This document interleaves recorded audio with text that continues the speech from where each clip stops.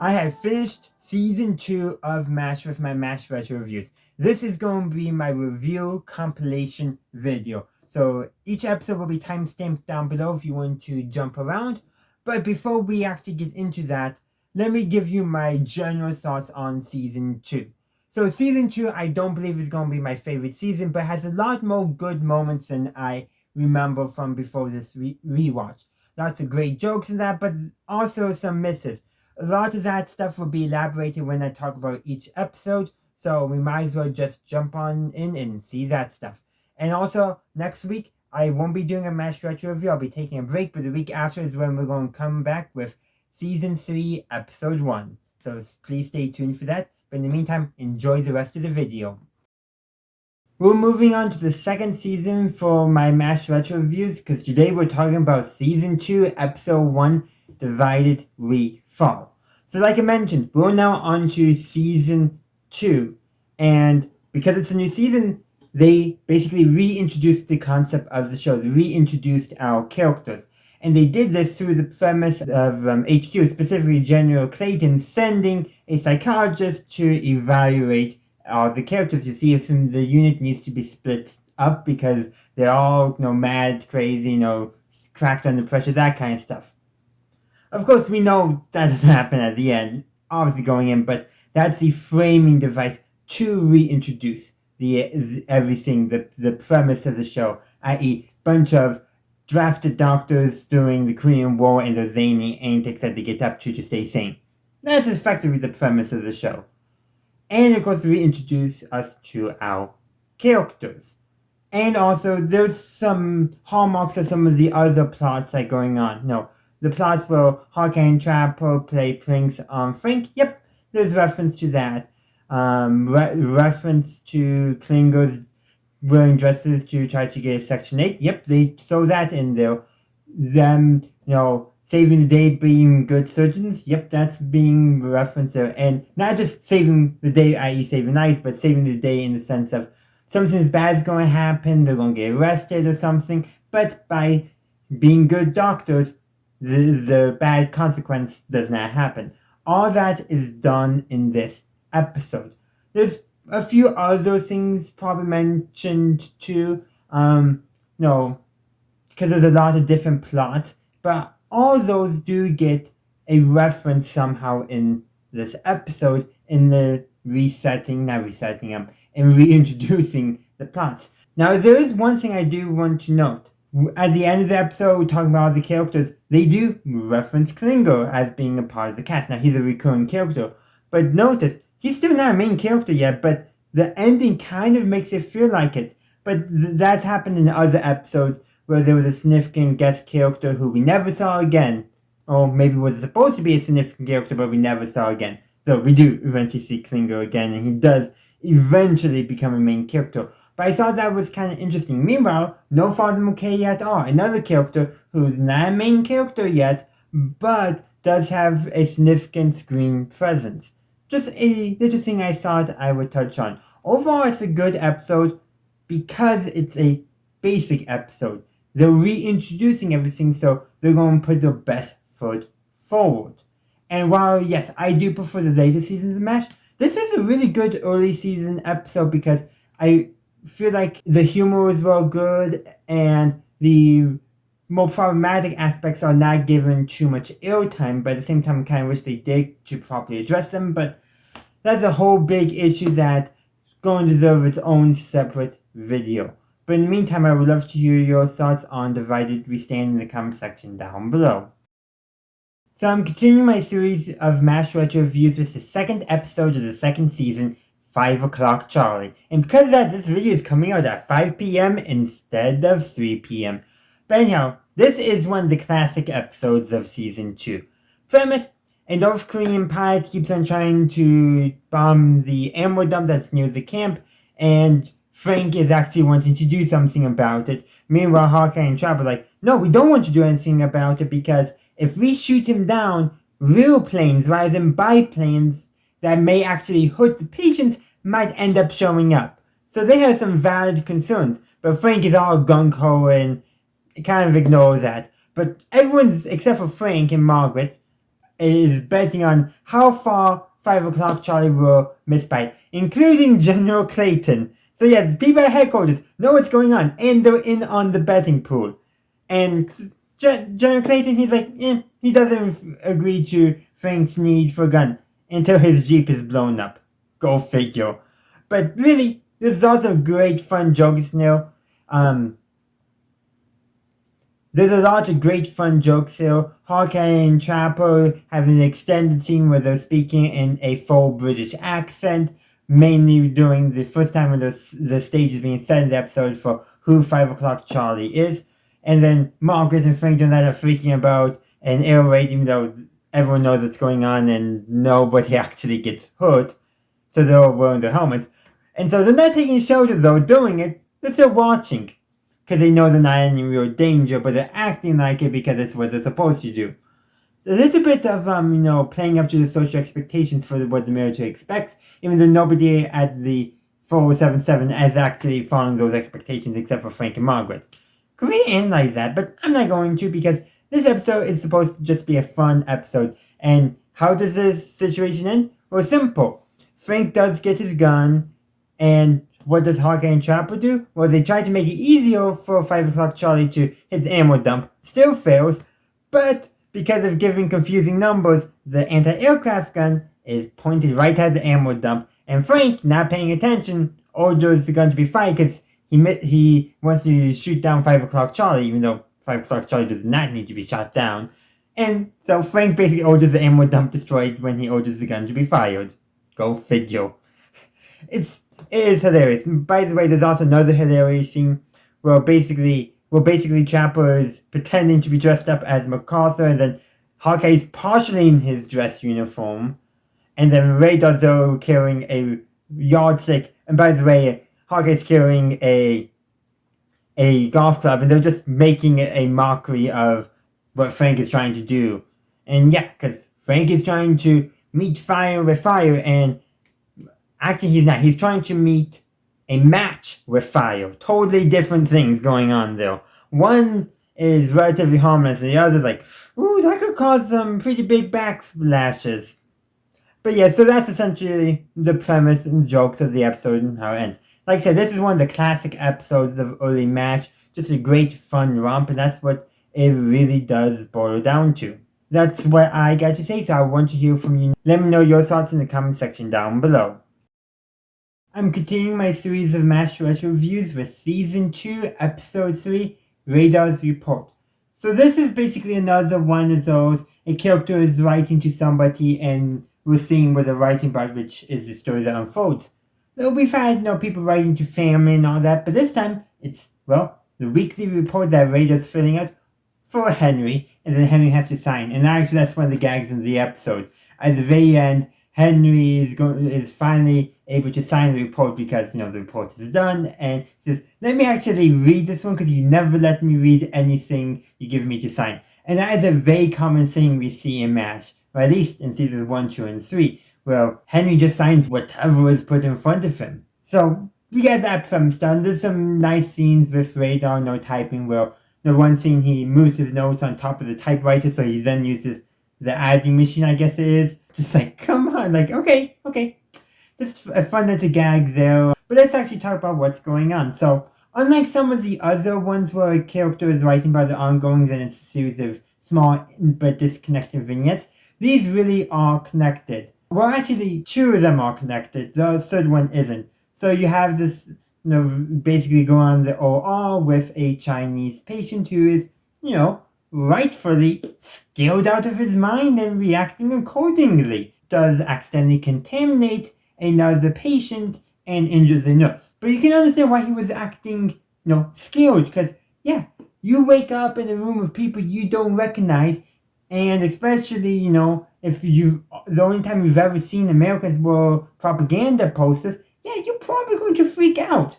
Probably lots of Americans whom would have woken up in the operating room in Asia, especially after propaganda, they probably react that same way too. Quite understandable. And then, of course, Hawkeye is flirting with the nurse, and man, he's really smitten for this nurse because apparently he's even talked about the potential of marriage. Weirdly, he does take a pause when he sees that she has a ring on.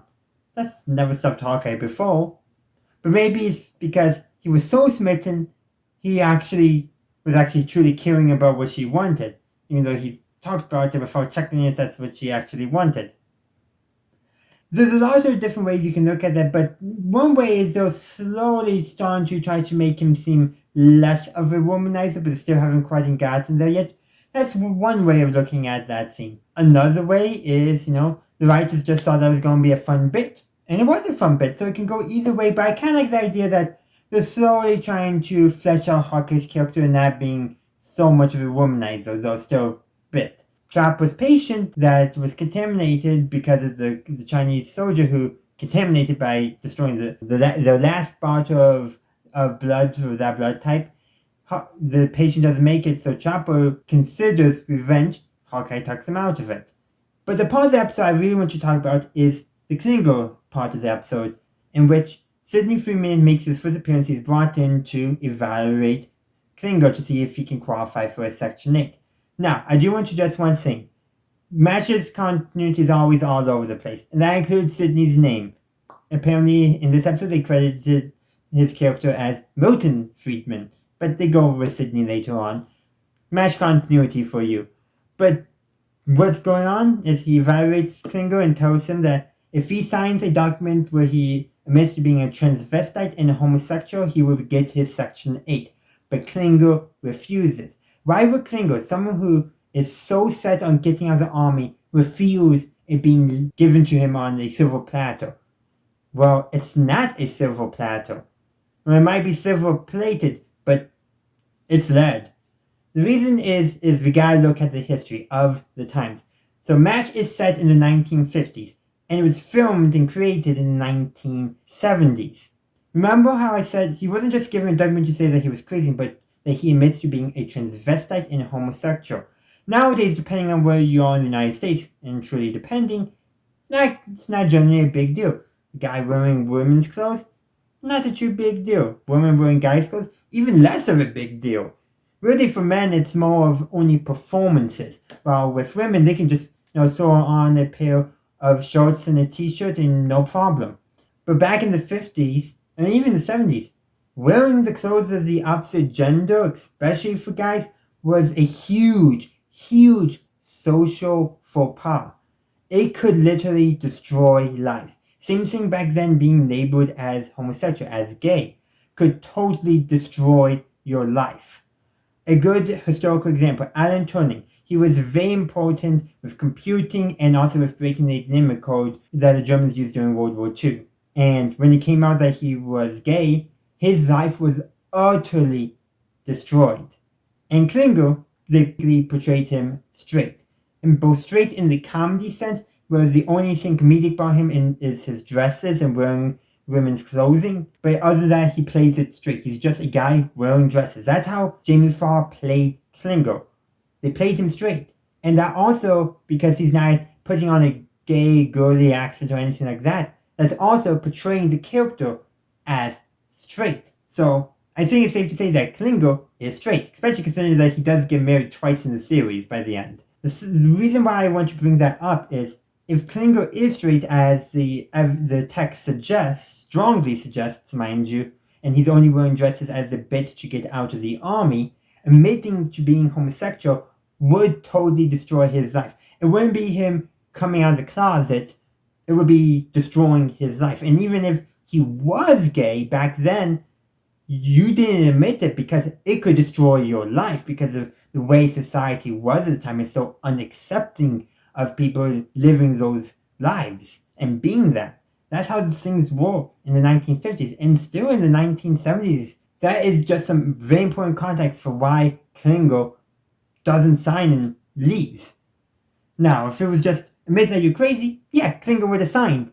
And by signing and admitting he's crazy means he wasn't crazy and he probably wouldn't have gotten into Section 8 anyhow. Now, MASH covers some of these topics better on in later episodes, but this is really probably the first time where it's seriously brought up. Now, they don't mention why Klingo objected, and that's probably because MASH was a product of the times. Everyone watching it in the 70s would have known what that meant. But if you're watching it today, and you're from a fairly liberal area, you may not realize what the implications of Klinger saying that he was that stuff back in the 50s actually meant. But that is There's actually some interesting social commentary that they didn't quite fully address, but just hinting at the most serious topics that MASH would later talk about. But those are just my thoughts. Yes, I'm leaving on that note. I would love to hear your thoughts in the comment section down below.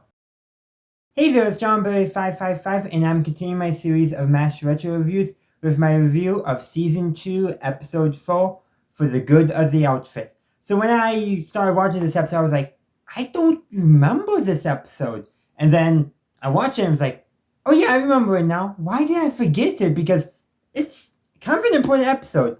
There's a very serious undertone to the main plot, though they did portray this a lot more humorously than I think they would have in later seasons. But there's pretty much one plot, not really any B plots in that. The closest thing to a B plot is Frank in the background eventually deciding to do the right thing and side with Hawkeye and Trapper. What's that thing? Well, episode opens with him operating on some Korean civilians whose village was shelled, and Hawkeye and Trapper suspect it was American shells, and it was. And so the story is them basically trying to get the army to admit responsibility and to take corrective action, i.e. compensate the victims. And then the B plot is kind of, Frank not wanting to do it because, he's more regular army, and it's definitely more with the mindset that the U.S. Army, the U.S. can do no wrong, but he also eventually sees, oh, it would be good if I actually stood up for what is right in his kind of selfish way. So that's the premise of the episode and not what's going on. But the thing is, the army does not want to admit responsibility. Shocker. And that's something I want to talk about. This episode, I'm not sure if it was after any significant massacres during the Vietnam War, but definitely Tao Lin, I think. I might have the wrong Vietnamese town, village. But there was a pretty infamous massacre during the Vietnam War.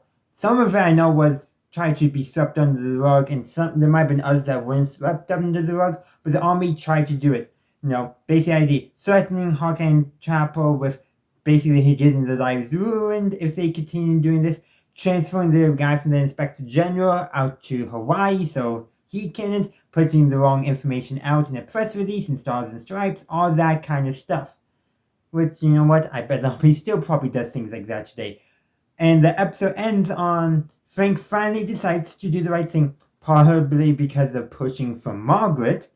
And, well, what ends up seems like the army will admit responsibility. Unfortunately, the ending bit of the episode does not confirm anything. But what it does do is follows up on Hawkeye trying to send a letter to his father talking about the situation and trying to get his senator to do something about it. So the ending bit is a joke that Hawkeye's home state senator was just indicted on corruption, therefore won't be of any beneficialness. And apparently Hawkeye's dad committed election fraud.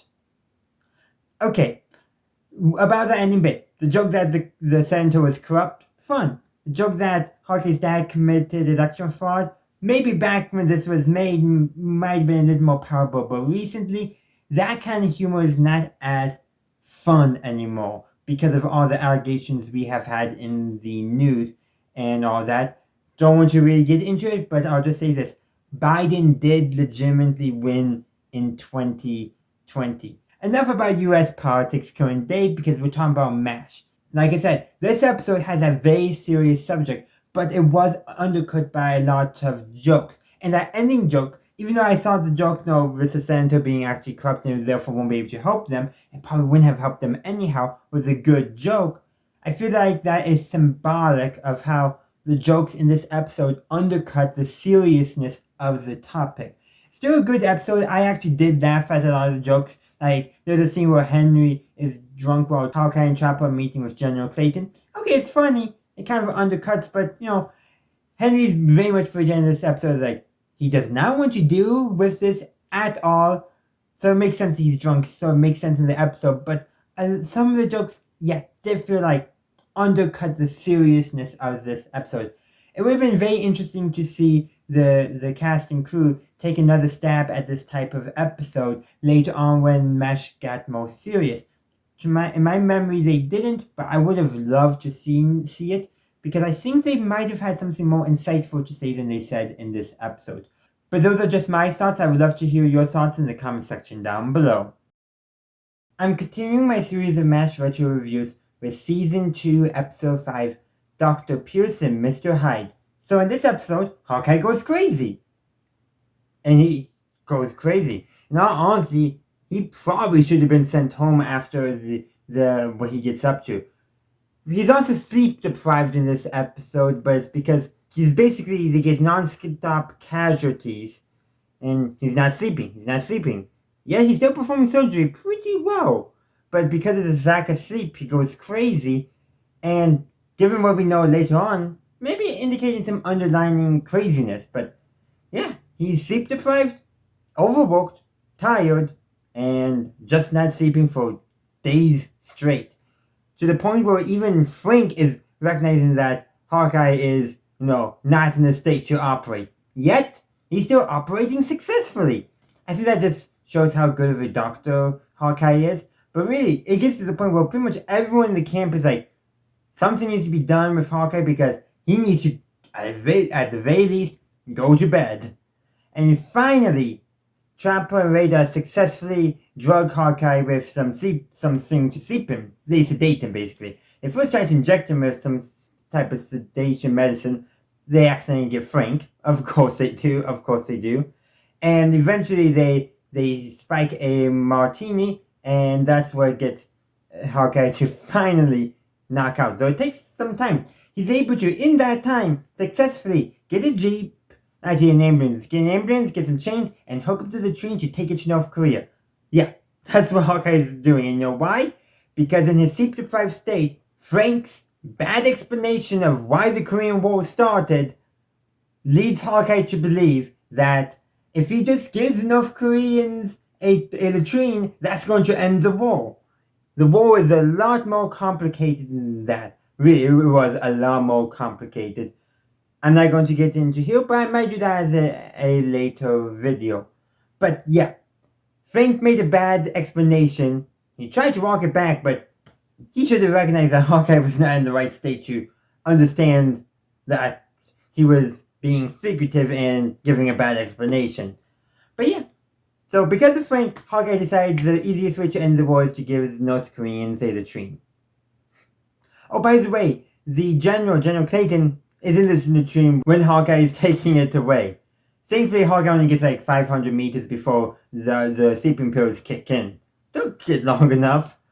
And the episode ends with Hawkeye sleeping, and then Trapper playing some solitaire, and Colonel Blake's also there as well. And basically, they're like, what are we going to do with him? The ending punchline is if they all had some kind of sense, they would get on the first latrine nowadays. So that's a joke, but I mean, that is actually works within the episode, because that ending joke, when Henry says, if we were in the right mind, we would all get on the first latrine now to fill, does make sense given the context of the episode. But it does underlie something maybe a little more important, that in order to survive and be in the war environment, you kind of have to be just a little bit crazy, because no sane person would stay in such a condition, basically.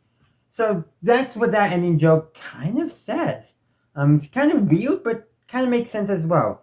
In all honesty, there's another episode later on in MASH where Hawkeye is again sleep deprived, but they bring in Dr. Friedman, Sydney, and so that way they're able to help him through that. Kind of wish we could get Sydney again in this episode. He was in the previous episode already, evaluating Klingo, and it would have been great to see him again, because this would have been a good video to bring in an actual psychologist. But alas, they didn't do that for the story, and for this story, it didn't really make sense. But when you think about it, this episode is touching on some harder-hitting stuff that will become more prevalent later on. Characters, doing crazy antics because they're slightly going crazy. Characters, trying to end the war. There's another episode where Hawkeye tries to end the war too. So I kind of like that episode a little better, because I feel like Hawkeye's reasoning and all that is more grounded in the sense of he has a breaking point with the war itself. Here it's portrayed more as a effect of being sleep deprived. So some of the later breaks for him with trying to, and Sick of the War and Want to End of It, make a little more sense in my opinion. But this is still a pretty good episode and does touch on some more serious topics while still having some humor. In fact, speaking of humor, I already mentioned the ending joke, and there's some other jokes as well, but some of the lines that would have had a laugh track in other episodes, I don't think I heard a laugh track, unless I accidentally turned it off.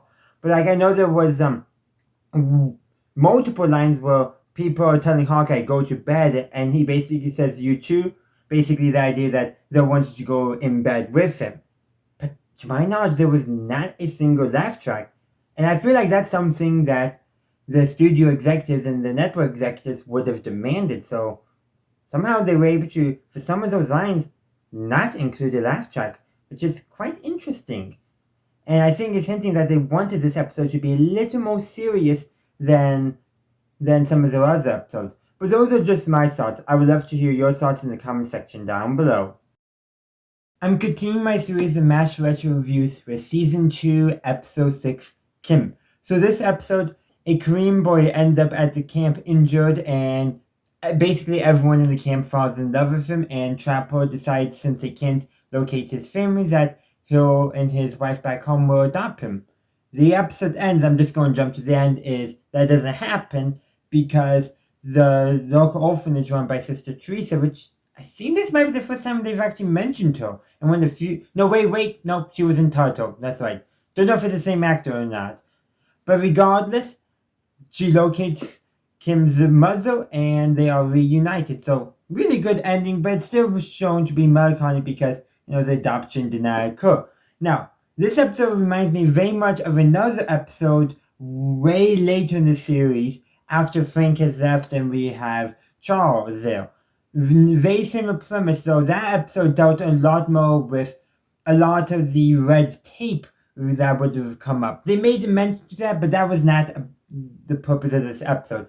The purpose of this episode was to show the camp falling in love with this young, about 5-year-old Korean boy. Everyone, really, even Frank.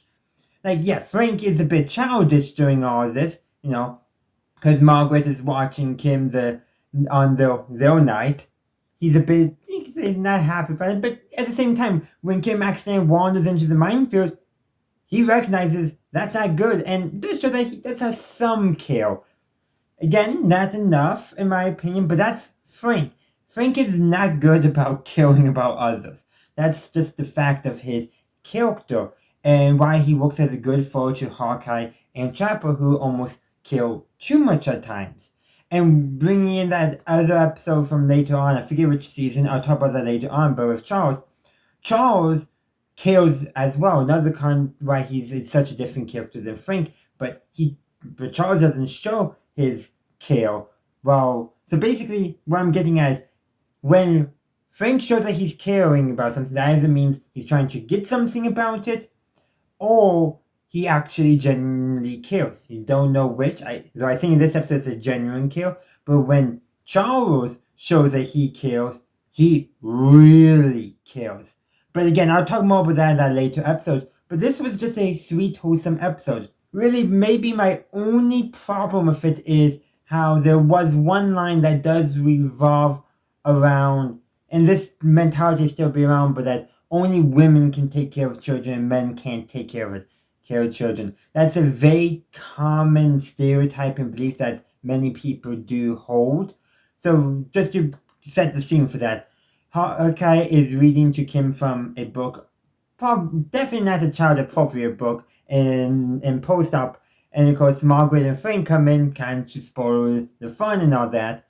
And when, I forget which one of them asks, but no, that Hawkeye is disturbing the other patients, Hawkeye then asks, "You want me to stop?" And everyone else in post-op says no, because they're as interested in, yeah.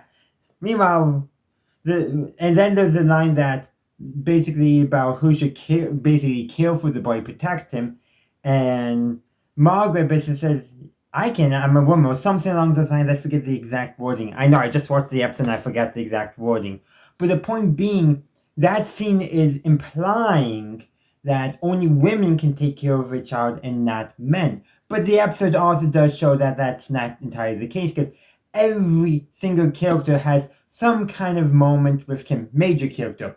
Radar has his moment. I mean, it involves Radar's teddy bear, but they're both basically passing back and forth while they're trying to sleep. You have Margaret reading to Kim, the three bears, the Goldock and three bears, if I remember correctly. You have Trapper looking to adopt him. You have Henry basically playing with the child, but also talking to his sister Teresa on the phone and making it sound like the boy is still recovering. Hawkeye has his moments as well, reading to the child and post-op. And I'm sure a bunch of other characters too had either small moments or even moments that if this was an hour-long episode, we probably would have gotten to see. And so the episode does dismiss the idea that men can't take care of a child, not as strongly as I think it would have been neat, but the point really of this episode was a sweet, wholesome story of the camp falling in love with this young Korean boy who was injured by the war.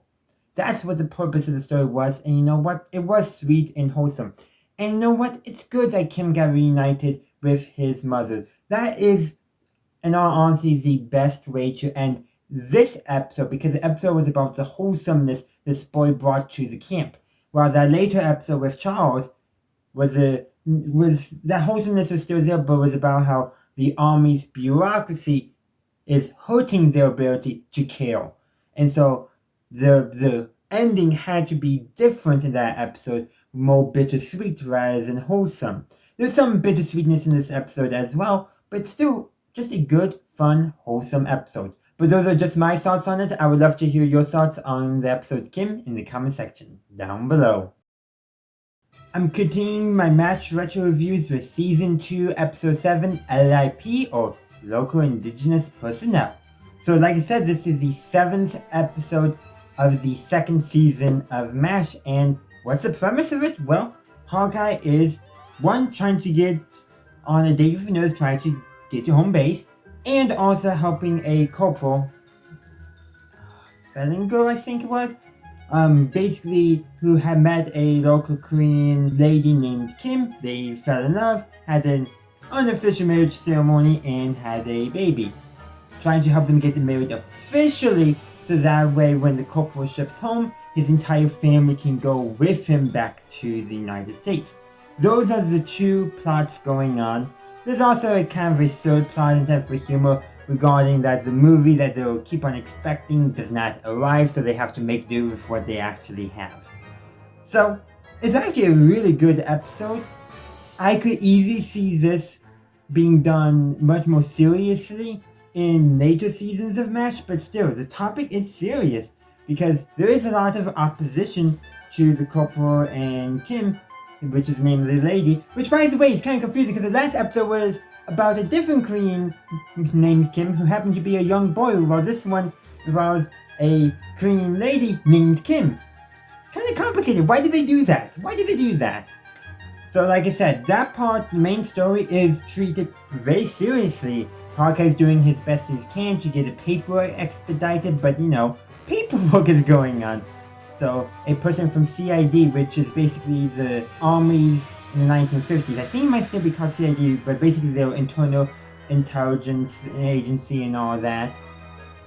Basically, there's a lot of stuff about the hoarders, and of course, Frank objects, so does Margaret.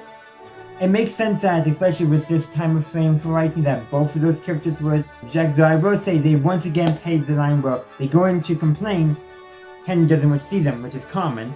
But well, Margaret does all the talking and Frank doesn't say anything. The first time that happened was a couple episodes back, which I think was done better because of Henry's lines and regarding basically if Frank don't say something, people perform an autopsy. That was a good funny joke to end that segment, that bit. But here I don't like the ending as much, because it's basically the ending where Frank mentions his wife and then Margaret fake cries and runs away. I can kind of tell when Loretta Swift was directed as Margaret to fake cries, there was she's clearly fake crying. She has much more better crying scenes elsewhere in the show. I suspect that was one of her favorite scenes to perform. I could be totally wrong about that, but whenever Frank mentions his wife and Margaret overhears, she cries and all that and runs away, but it never feels like she's genuinely upset, more like she's overacting that she's upset. Again, that could be partially done for humor, or perhaps Loretta Swift did not care for those jokes and therefore did not put in as much effort. Like, there's other scenes, especially later on, where she's directed to cry for a scene and it's so much more realistic. You feel for her. Here, you don't feel for Margaret. She's being, which we kind of should, because she's being strung along by Frank all this time. But again, that's another matter, and there's going to be other episodes where we'll be talking about Frank and Margaret's relation in more detail, where it's going to make more sense with the story going on. But I did want to mention it because of how they used that bit to end another bit, and how using that bit to end the first bit did not work out in the humor of the show. But anyhow, eventually the CID man comes, and basically Hawkeye, during his interview with the man, gets the man drunk, and Hawkeye could pick up pretty easily that the guy was not interested in improving at all, i.e. because of racism. And of course, so him and Chapel make some blackmail, and it does work. So the CID man does pick up on it. If it was Colonel Flag, then not going anywhere, but it wasn't Flag. Who knows if Flag is actually CID, CIA, or something else. That's another joke that we're going to be talking about later. But anyhow, so they frame him, and the man agrees to sign, and then Hawkeye finally gets on his date with the nurse he's been having a few small dates with, but not getting to home base. Anyhow, as soon as Hawkeye explains what's going on, the nurse is basically like, you basically, stirred her, claimed that Hawkeye stirred her up in order to help one of the soldiers marry a quote gook unquote. I put that in quotes for a reason. That is basically a slur. It's not basically, it is a slur. And when Hawkeye hears that, he calls the date off. He leaves her, and his last scene with her, he sticks his tongue out at her. And that's showing Hawkeye's character, showing that, he actually cares about him and the corporal and that, he's not a racist. She's a racist and he can't stand that, so he breaks up with her. They've only gone on 3 dates, but he still breaks up with her and doesn't want to see her anymore, doesn't want to get you home base with her. So, while Hawkeye is, especially in these early seasons, portrayed as a very promiscuous character, very willing to go to bed with any nurse, he does have a line where he's not going to cross it. One of them being, he's not going to get with somebody he knows to be a racist. So, that's one of the very serious things, and that's almost the end of the episode, after everything else is get done. But the last scene of the episode ends on the wholesome note. Forget about the nurse being racist. Forget about Frank and Margaret opposing it, likely for racist reasons. Forget about the CID man who he needed to blackmail to do the right thing. It ends with Father Mulcahy performing the official ceremony to officially marry the corporal and Kim, so that way they can be officially married, and she and the child can go to the States with him when he is sent back home.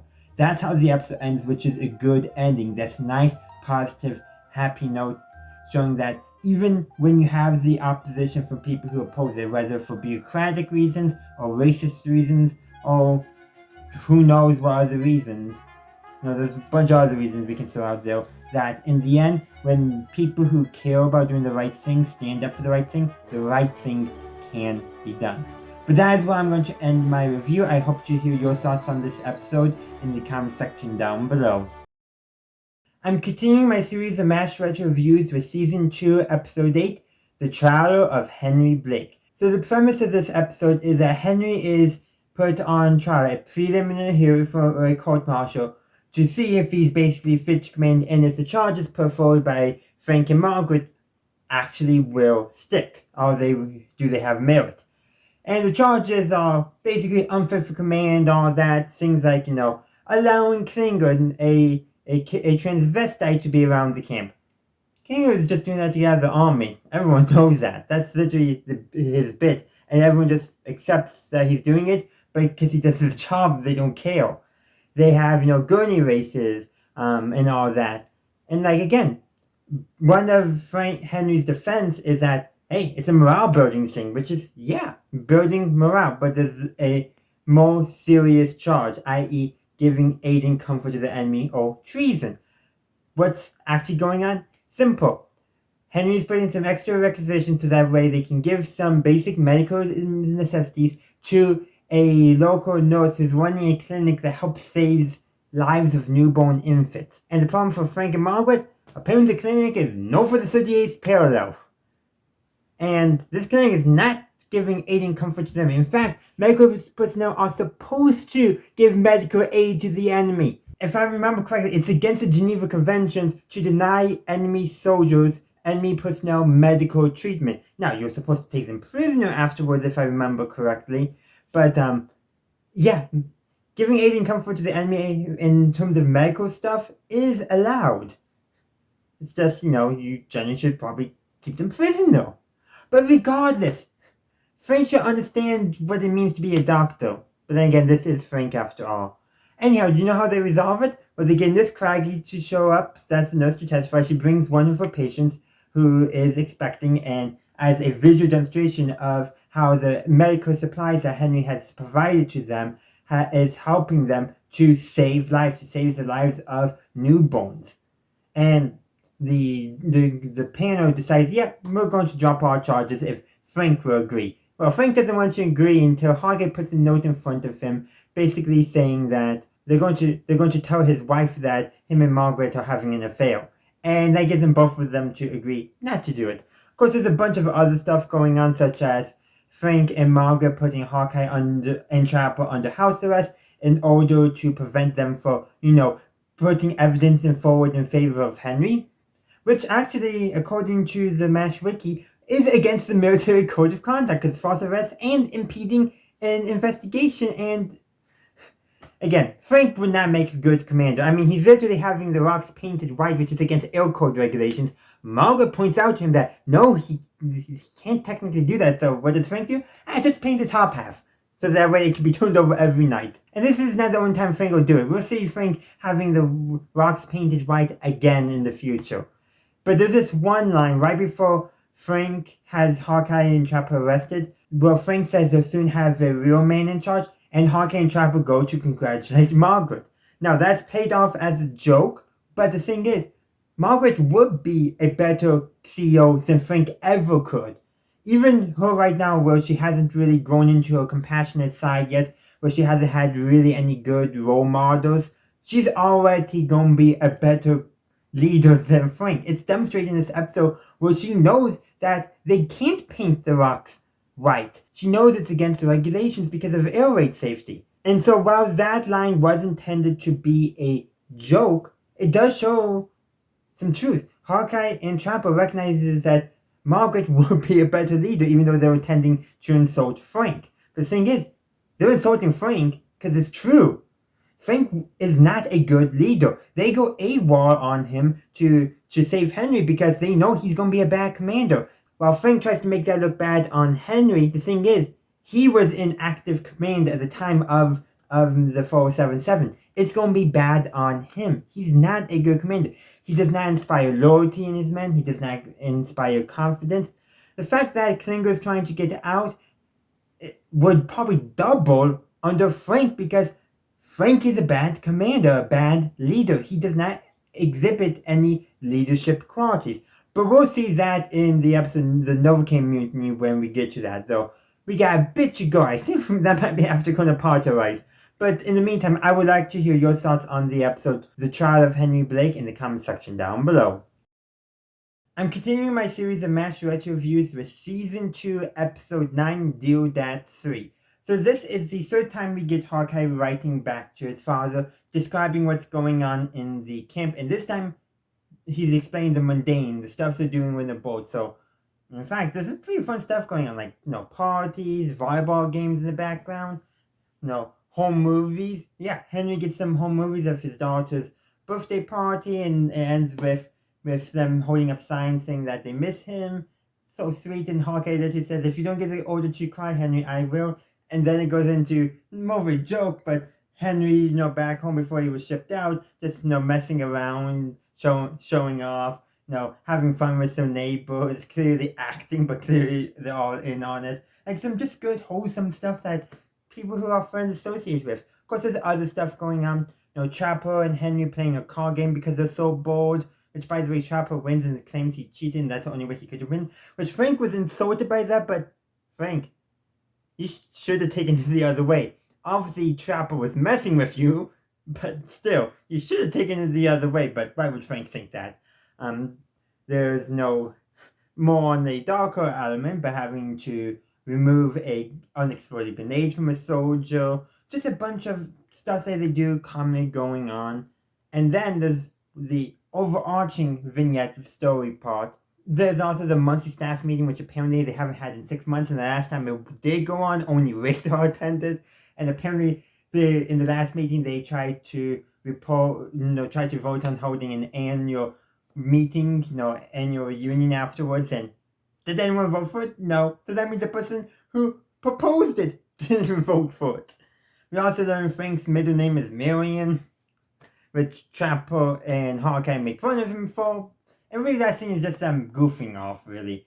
But Hawkeye does get this one line that if they're talking about things related to surgery, he'll take it seriously. He just won't take the military seriously. And then there's even a joke in there that General Eisenhower is running for president, and Hawkeye said in his letter, some people do anything to get out of the army. So those jokes are, but there is one element that's overarching these jokes, weaving through them. Not necessarily supporting the jokes, but providing an overarching narrative in addition to Hawkeye's letter back to his father. I'm dropping a voiceover here because I didn't like how I originally recorded the second half of my video, so I scrapped it. I'm doing voiceover just to make it easier on me, so thumbnail time.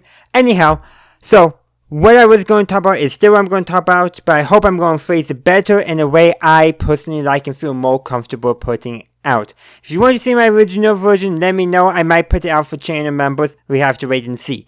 But anyhow, so what I was going to talk about the plotline with Sergeant Corden. So Sergeant Corden, he's a wounded soldier. He comes in, Hawkeye and Nurse Ginger are operating on him, and it's time to close, so Hawkeye asks Nurse Ginger to get some more blood for the sergeant, and after Nurse Ginger walks away, Hawkeye is told by the sergeant not to give him the wrong blood, i.e. blood from African Americans. Now, the sergeant uses a racial slur. I'm not going to repeat it because I do not want to repeat any slurs. Even though it's not what's considered the most offensive one, all racial slurs are still offensive. But the fact that he used even a soft slur, and I'm putting that in air quotes, does show that this sergeant is racist. And he doesn't want to give the wrong blood because of his racist mentality. Anyhow, Hawkeye tells Trapper this, and they hatch a plot to basically teach the sergeant a lesson, I believe as Trapper says, some reverse prejudice. So they get a solution to darken his skin, so yes, they do use some blackface in this episode. I don't know quite how I feel about it, but they're using it to target racists, not to target victims of racism, so slightly better, I guess. I don't know. If you feel more comfortable sharing, let me know what you saw, because I felt uncomfortable, but I did like that they were not making fun of Black Americans as is traditionally done with blackface. And I do want to mention, during this, Nurse Ginger and Klinger are also in on Hawkeye and Trapper's plot. Klinger purposely plays into the sergeant's fears to make him convinced he got the wrong blood that would turn his skin darker. Not a thing at all, but in the sergeant's racism, which is inherently illogical, he believes it. And then, of course, Nurse Ginger, who, mind you, is black, that is kind of important, congratulates him on being marked down as white, i.e. to say that he's passing. If you don't know, that term basically refers to an African American, or really anyone of any racial group or societal group in some form, who's able to pass as a member of a dominant group in order to avoid racial prejudice and other forms of discrimination. And the point being is trying to get a sergeant to realize he's in the wrong for his his opinions. Granted, he freaks out and all that, and this Ginger, who's also a lieutenant, so Lieutenant Ginger shuts him down, pulling rank. This is going to be important later on. There comes another scene where Hawkeye brings in the sergeant's meal. Now, this is a stereotypical meal. Stereotypes are always harmful. Even the so-called positive stereotypes still are harmful, especially if you don't live up to a positive stereotype. Stereotypes harmful no matter whether they appear positive or negative. But anyhow, that stereotypical meal, chicken and watermelon, has and was, and probably still isn't, depending on the group, associated with Black Americans. Now, the reason why they did this is they wanted to provoke the sergeant to realize the racial stereotyping and prejudice that he had. And then they tell him a story of Dr. Drew. I forget his first name, but this doctor was important in developing procedures and all that for blood transfusions and separating the blood from the plasma. Very important stuff. The story, as Hawkeye tells the sergeant, is that the doctor got in an accident and wouldn't be let in the hospital and died of his injuries, and he wasn't let in because it was a whites-only hospital. So, literally telling him that you're only alive because of the work this doctor did, and this doctor died because of racial discrimination. The Dr. Drew was African American. Now, I do want to address something. This story has been shown to be false. While it was a whites hospital he was sent to, by all accounts from the fellow doctor who was in the vehicle with him, he got his treatment. Now, MASH did not know this when they were writing this episode. This story, the doctor related in the 80s, I believe. I did want to just throw that in there, but even if MASH had known the truth, one, the truth wouldn't have been known when the show was set, and two, that would have defeated the purpose of why Hawkeye and Trapper were telling Sergeant Colden that story. They wanted him to get to think on how negative and how harmful racial prejudice and discrimination can be. And the episode ends with Sergeant Colden entering the swamp during a social event and carrying his rifle. So we're wondering, is he going to lash out? No. He goes up to Hawkeye and thanks him both for patching him up, but also for giving him some stuff to think about. Then he goes to address Lieutenant Ginger, also thanks her and renders her a proper salute while addressing her by her rank. It's showing that, at the very least, he's gained some respect for people of a different race than him, at least for the positions they held and honor they are due. Hopefully that will extend beyond, so hopefully he'll treat a private who happens to be African American with the same respect that he showed Lieutenant Ginger, but it's a step in the right direction for a guy who had racial prejudice. I'm going to take a cue from Santa Claus is Coming to Town, the song One Foot in Front of the Other. Well, Kris Kringle tells the Winter Warlock being good is as easy as taking your first step, i.e., you just got to start somewhere and go from there. So, this is actually a really important message for MASH to show. It's showing not only that racial prejudice is bad, saying it's no, don't do that, but it's also showing that sometimes you got to get people to see from a different perspective for them to begin the process of change. In later seasons of MASH, they'll address this plot in different ways, the idea of dealing with a racist character, but this is one of the few times where I believe they legitimately helped the character become a better person by the end of the episode. Most times they just managed to get the officer off the line somehow, which is still good, but actually invoking change in the character, and I really do like that. Now, that was a lot, but I would love to hear your thoughts on Dear Dad 3. It was a heavy episode of a serious topic, but lots of brevity. And that's something I've discovered a lot with these early seasons of MASH. There's a lot more serious topics being touched on than I remembered. Just sometimes there's a joke that undercuts it. They did not do that in this episode, which I think shows how seriously they took this main topic. They didn't undercut it with a joke at the end. So I'm continuing my series of MASH retro reviews with Season 2, Episode 10, The Sniper. Before I jump into this review, I will be doing an update video in the coming days where I'll be explaining why I haven't been uploading videos, and this video is actually delayed as well by a day, but it still has been delayed. But oddly, the events of this episode weirdly relate to why I was delayed, but not quite. But I wasn't under fire or anything, but I was in a position where I was not able to access my normal stuff going on. Again, that's going to be its own update video, but this episode, weirdly, the fact that trapped in a situation where you don't know quite when things are going to return to normal, that is definitely relatable to me. But let's actually talk about the episode. So the 477 is under fire by a sniper, and shenanigans, hijinks ensue. Not too much, but there's the small stuff. You got your panics, you got your jokes you try to deal with. Henry and Radar are trapped in the showers. Radar loses the towel that's giving him some privacy. I've read that was supposed to be a blooper, but at the same time I could see them actually trying to do it. So who knows how that one actually was supposed to go. But there's other stuff too, like actually kind of a heartfelt moment between Hawkeye and Frank of all characters.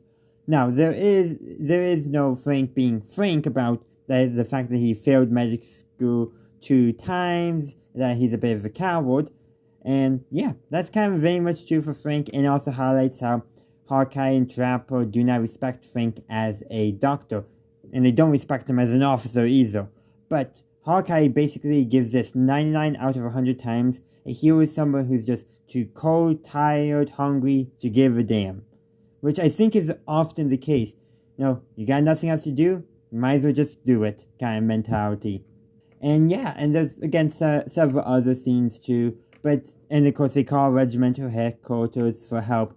So eventually, they do get a chopper to come up. The sniper's flushed out and injured, but Hawkeye, showing that he's a doctor first and foremost, grabs his medical bag and goes to tend to the wounded North Korean sniper.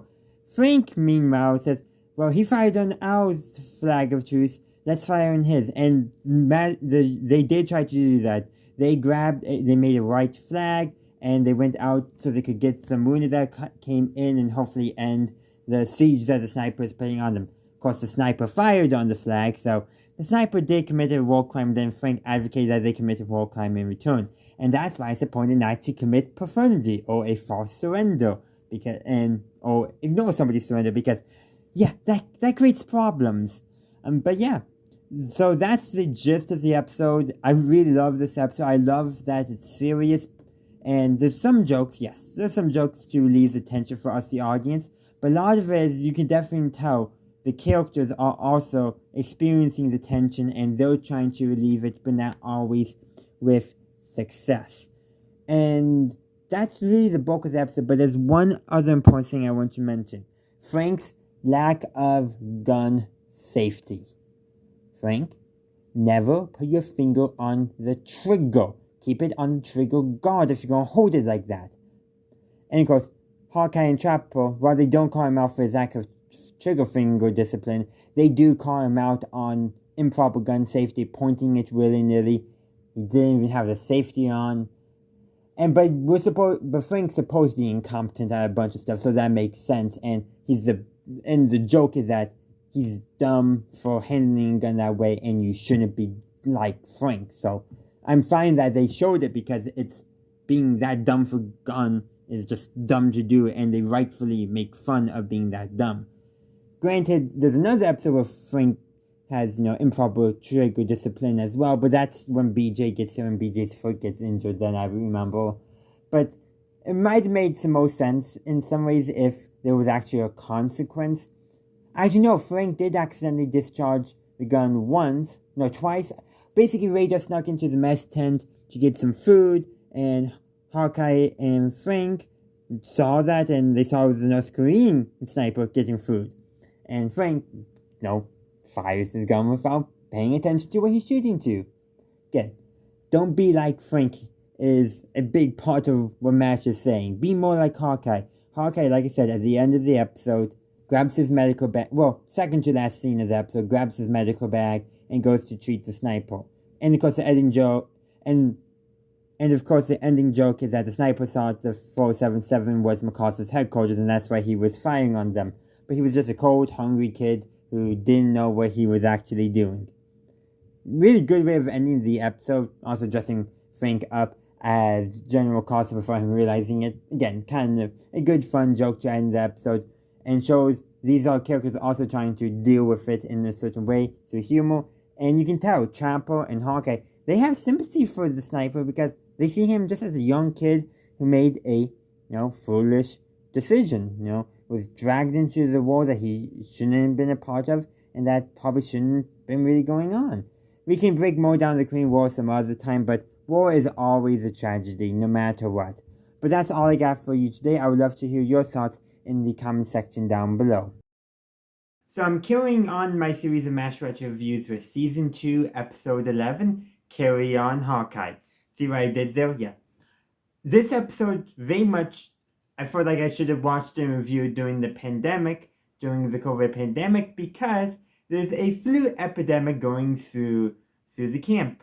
Everyone's getting sick, and pretty much the only people who are not getting sick are Hawkeye, Margaret, and a handful of nurses. Raider also and Father McKay also managed to stay healthy, but Trapper is the first surgeon to go down with the flu, then Henry, then Frank.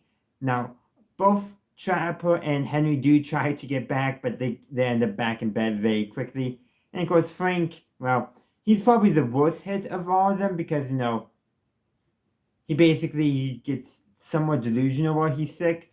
But really, what I really like about the opening of this episode is how everyone in the camp is wearing masks, or most of them are wearing masks, exercising proper precautions to prevent the spread of the flu. Then, of course, we get into the meat of the episode, and all of a sudden they're only wearing masks in surgery. Guys, if you're attending to sick people, and you don't want to get sick, you probably should be wearing masks. Now, that is likely an effect of they didn't want to keep the actors' faces hidden for the entirety of the episode. Which makes sense. Actors generally want their faces to be seen. It's a big part of how they get parts, the headshots and all that. And of course, if there's a later episode, Dreams, where it's, a larger surgery, but the dream sequences, no masks. So that's, I think, why they chose not to wear masks during most of the episode outside of the opening scene establishing that the flu is going through. And of course, apparently, they're not the only place where the flu is going through, because they can't find any replacement surgeons, which Radar tried, called all over. Hawkeye even called, nobody. And of course, that actually kind of does reflect the crisis at the beginning of the pandemic, where doctors were the ones and nurses were the ones who were getting sick initially, because guess who were responding and treating the pandemic? Now, obviously, when they wrote this episode, COVID was not a thing. But you know what was a thing? The 1918 Spanish flu. Only called Spanish flu because Spain was the only country during World War II during World War I to report on it, because they weren't involved, so they weren't doing press censorship, like it was done by the US back then. But still some fuzziness because we don't have the best records from back then. But the point is likely the authors were probably thinking of as a Spanish flu, or if I remember correctly, there was another flu pandemic in, I want to say, the early 70s. Now, or that might have been actually after this episode. But there was another flu pandemic between the Spanish flu and the COVID pandemic before the 90s, before the show went off the air, if I remember correctly. But they could have easily been thinking back to that, or just any time where there's a higher increase in the flu, like, cold and flu season. But this episode really does draw those parallels. The doctors are still, and nurses, well, Hawkeye and the nurses, because Hawkeye's the only doctor who is still healthy. But even by the end of the episode, he gets the flu, but he still carries on. Because he has to. There's no choice. Because really, the only two people who have once Henry, Trapper, and Frank go down with the flu, who have the best medical experience who could cut and do surgery, is Hawkeye and Margaret. Now, Margaret is a nurse, and her training does not involve doing that. And of course, there's a bunch of medical ethics rules, though, in a crisis situation. So, guess who's the nurse who's doing the most actual surgery? It's Margaret, because it makes sense. She's the head nurse. She's the most experienced nurse. She's probably seen the most operations, so if anyone can do it, she can. Granted, she also takes over the administration of the camp, all the paperwork and stuff, which Hawkeye was perfectly willing, but Margaret, guess what she does? She keeps on going like Hawkeye is not letting her, and Hawkeye comes, I've never encountered such a sore window before. But the thing is, she probably was legitimately expecting Hawkeye to give some pushback, probably because Frank would give pushback, is my guess. Or even she would give pushback if somebody who she believes, if she was in a command and someone she believed wasn't supposed to be in command was trying to take command. So there could be a lot of stuff there, but I did think that was an interesting scene. And then, of course, there's another interesting scene right after Hawkeye admits that he's pretty sure he has a flu to Margaret. He says that he wants to get better so he can say all the mean, nasty stuff to her all over again. But in some ways, that is, especially early on, how the relationship is. You can definitely tell, though, respect is forming between them as clearly medical professionals in a way that wasn't there before. They always had some, but it feels stronger now. Granted, there's later episodes that really foment their friendship and establish what it is like. But there's one line where right after Hawkeye tasks Radar to scrub up so that way he can assist in just holding stuff and handing tools, medical instruments, he gives Margaret a compliment, and Margaret's response is, he's very sick. Like, she couldn't, like, the idea that Hawkeye was complimenting her for her basically her medical skills and all that was not something that she, at that time could see coming out of his mouth, given the fact that he's, always trying to flirt. And he's still trying to flirt when he's sick, given the fact that he's generally very dismissive of a lot of stuff, especially dismissive of Frank's medical skills. But the thing is, time will show again and again that Frank is not the most skilled surgeon out and the most skilled doctor. But everything shows that Margaret is a skilled nurse. So it does make sense. But the thing is, Hawkeye rarely shows it to Margaret because he does not respect her military authority. But this episode shows that he does respect her medical ethics and her medical skills and medical authority. Just, probably if not for the flu, he may not have admitted that, though that's getting into some speculation and stuff. But really, I do love this episode. I really love, while they don't tackle anything seriously, I love seeing the camp in that position, in a position where they still gotta do their job, patch up wounded soldiers, get them better, prevent them from having any, deaths. But at the same time are dealing with illnesses themselves that prevent them from being able to operate at their full capacity. That's something I really like seeing, the struggle. It's, yes, there's jokes in here, but the joke is not at the flu situation. Most of the jokes are the same jokes Hawkeye tells anyhow. Him dealing with being in the war. And there's some other jokes too, but really, this is just a good episode. I don't necessarily want to call it a fun episode. The jokes are not too big, but I really just like it. Probably one of my favorite episodes in terms of storyline, because there is a very basic storyline.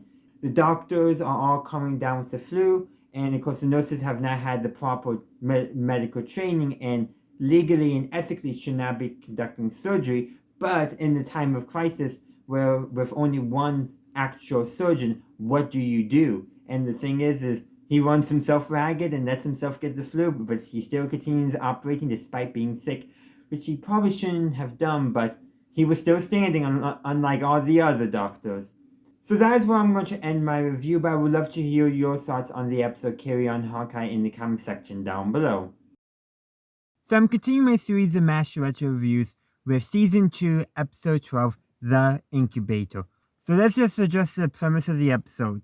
The 477, Hawkeye and Trevor, have decided they need an incubator.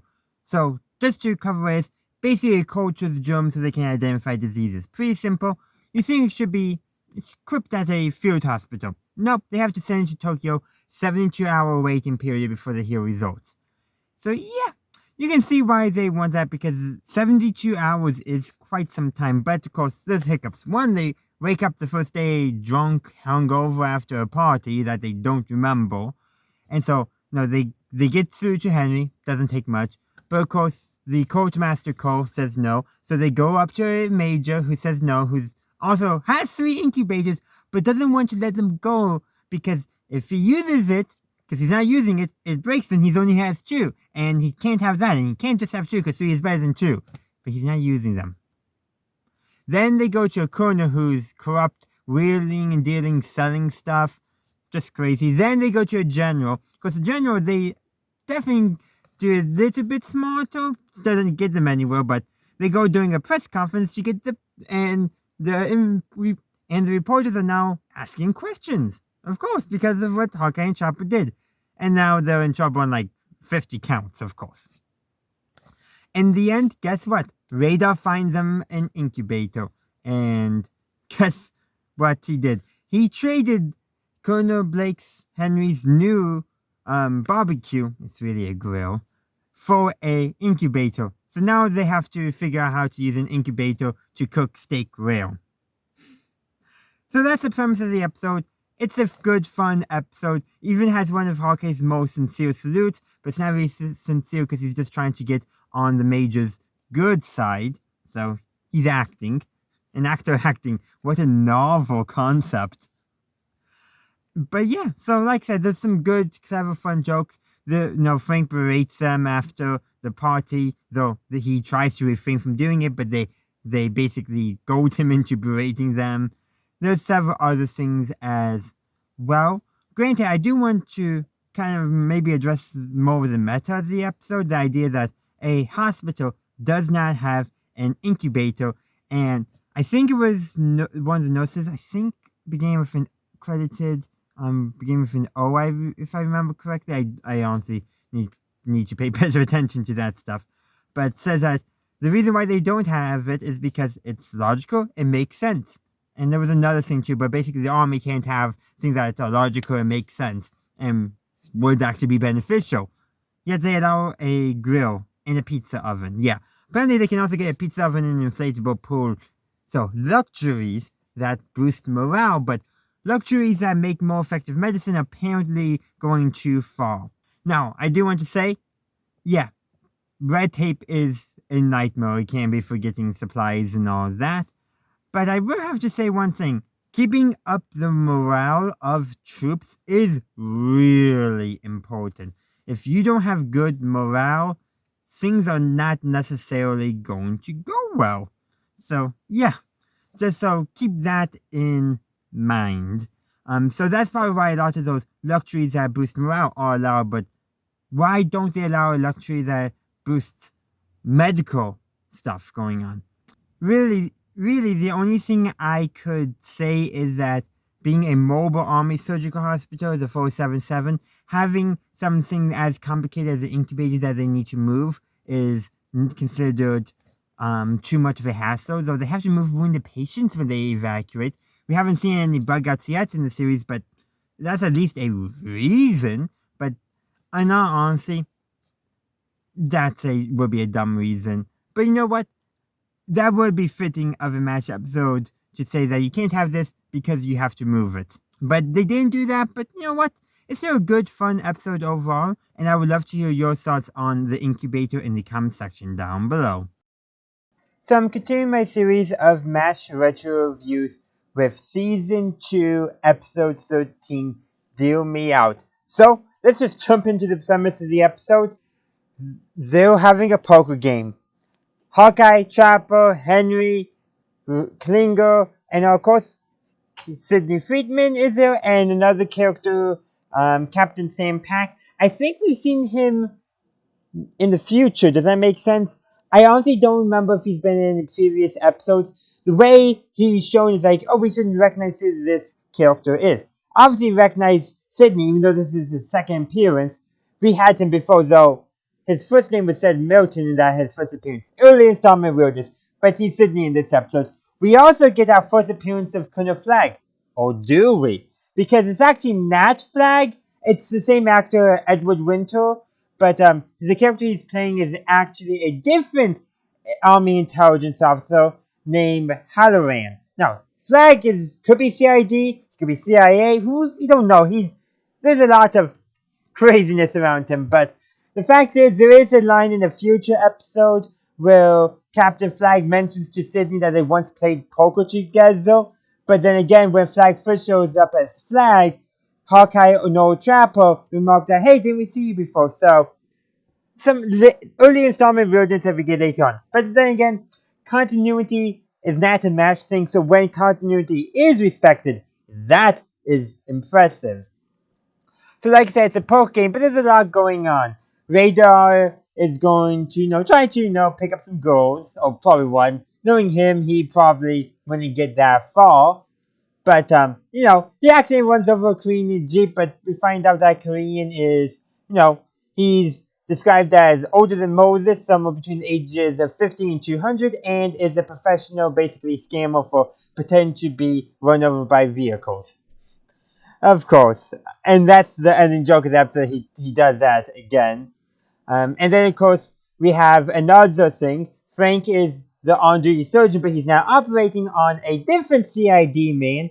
I forget what CID is. It's Central Intelligence Division, maybe? I don't know. I don't remember. But regardless, he won't operate on that officer, that CID man, because it's against regulations. But Trapper and Hawkeye decide to do it anyhow because they couldn't let him die from his injuries. And that's when Flag, I'm just gonna call him Flag, even though it's not Flag, shows up and interrogates him like, yep, just agrees to do the poll game. The Flag that we actually get probably would never do that, but this is not Flag yet. It does actually make sense. And then, of course, that's really most of it. This is just a good, fun episode with everything going on. Klingo brings some food for them to eat while playing poker, but no one actually eats it until Radar takes it, which is definitely a joke they often do, where Radar being like one of the few people who actually likes to eat the army food.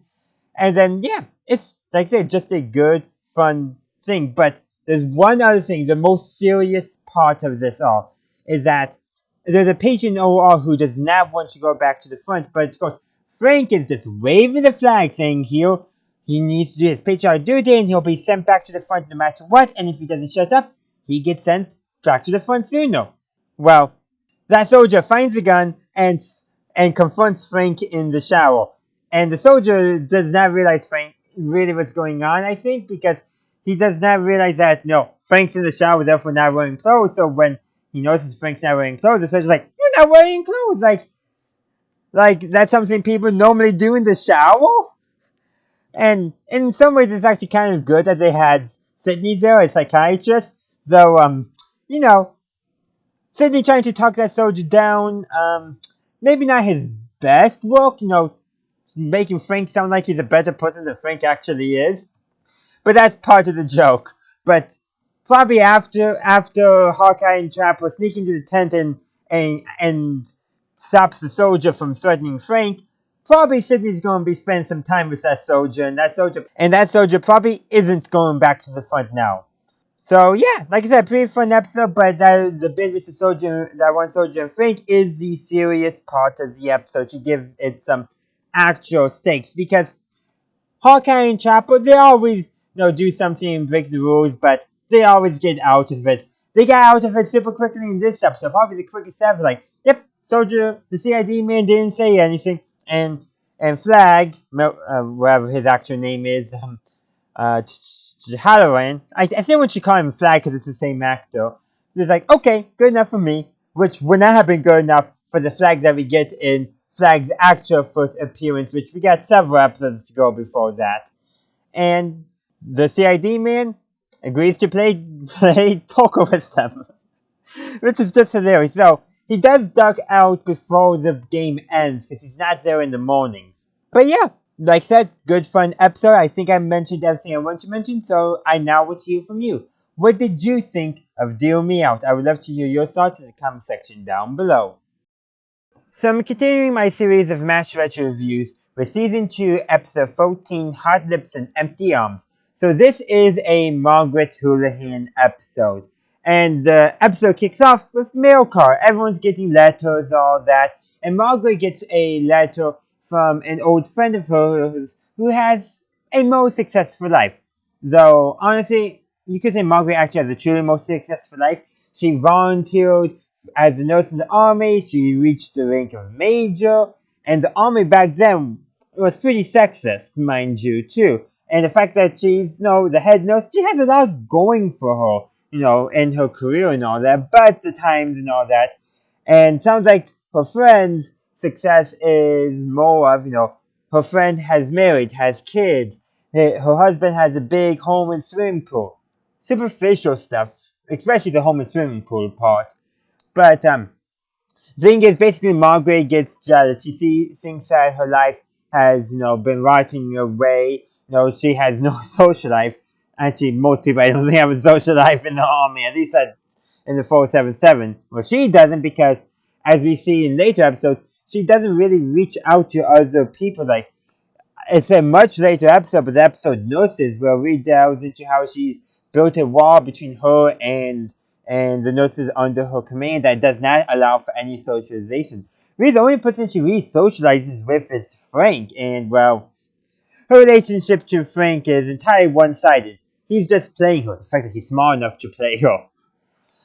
But yeah. So yeah, she's but she still has a good career in all things.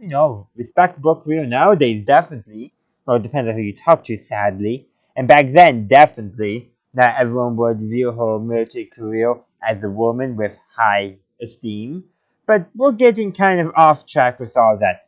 She is angry during a session or she lashes out at everyone, the nurses, the doctors, pretty much everyone she lashes out at, but especially the nurses.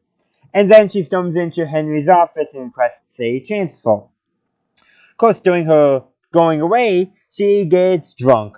This is actually, I think, one of the few times, or first times, I should say, that we've seen Margaret drunk. And yeah, she gives pretty much everyone what she thinks of them. Hawkeye, Trapper, Frank, Henry. Though not Frank's. Henry probably has the nicest one where she compares him to his father, who she thinks is dead, though later on he's alive. Again, she's drunk right now, so an early continuity match. Continuity match has never really been a thing anyhow. But basically, the end, she does not leave. But then again, a lot of stuff she's complaining about, especially from Hawkeye and Chapel, are really important things, like some stuff nowadays Hawkeye and Trapper would not be able to get away with a lot of the stuff they've done. Borderline, if not assault, definitely harassment.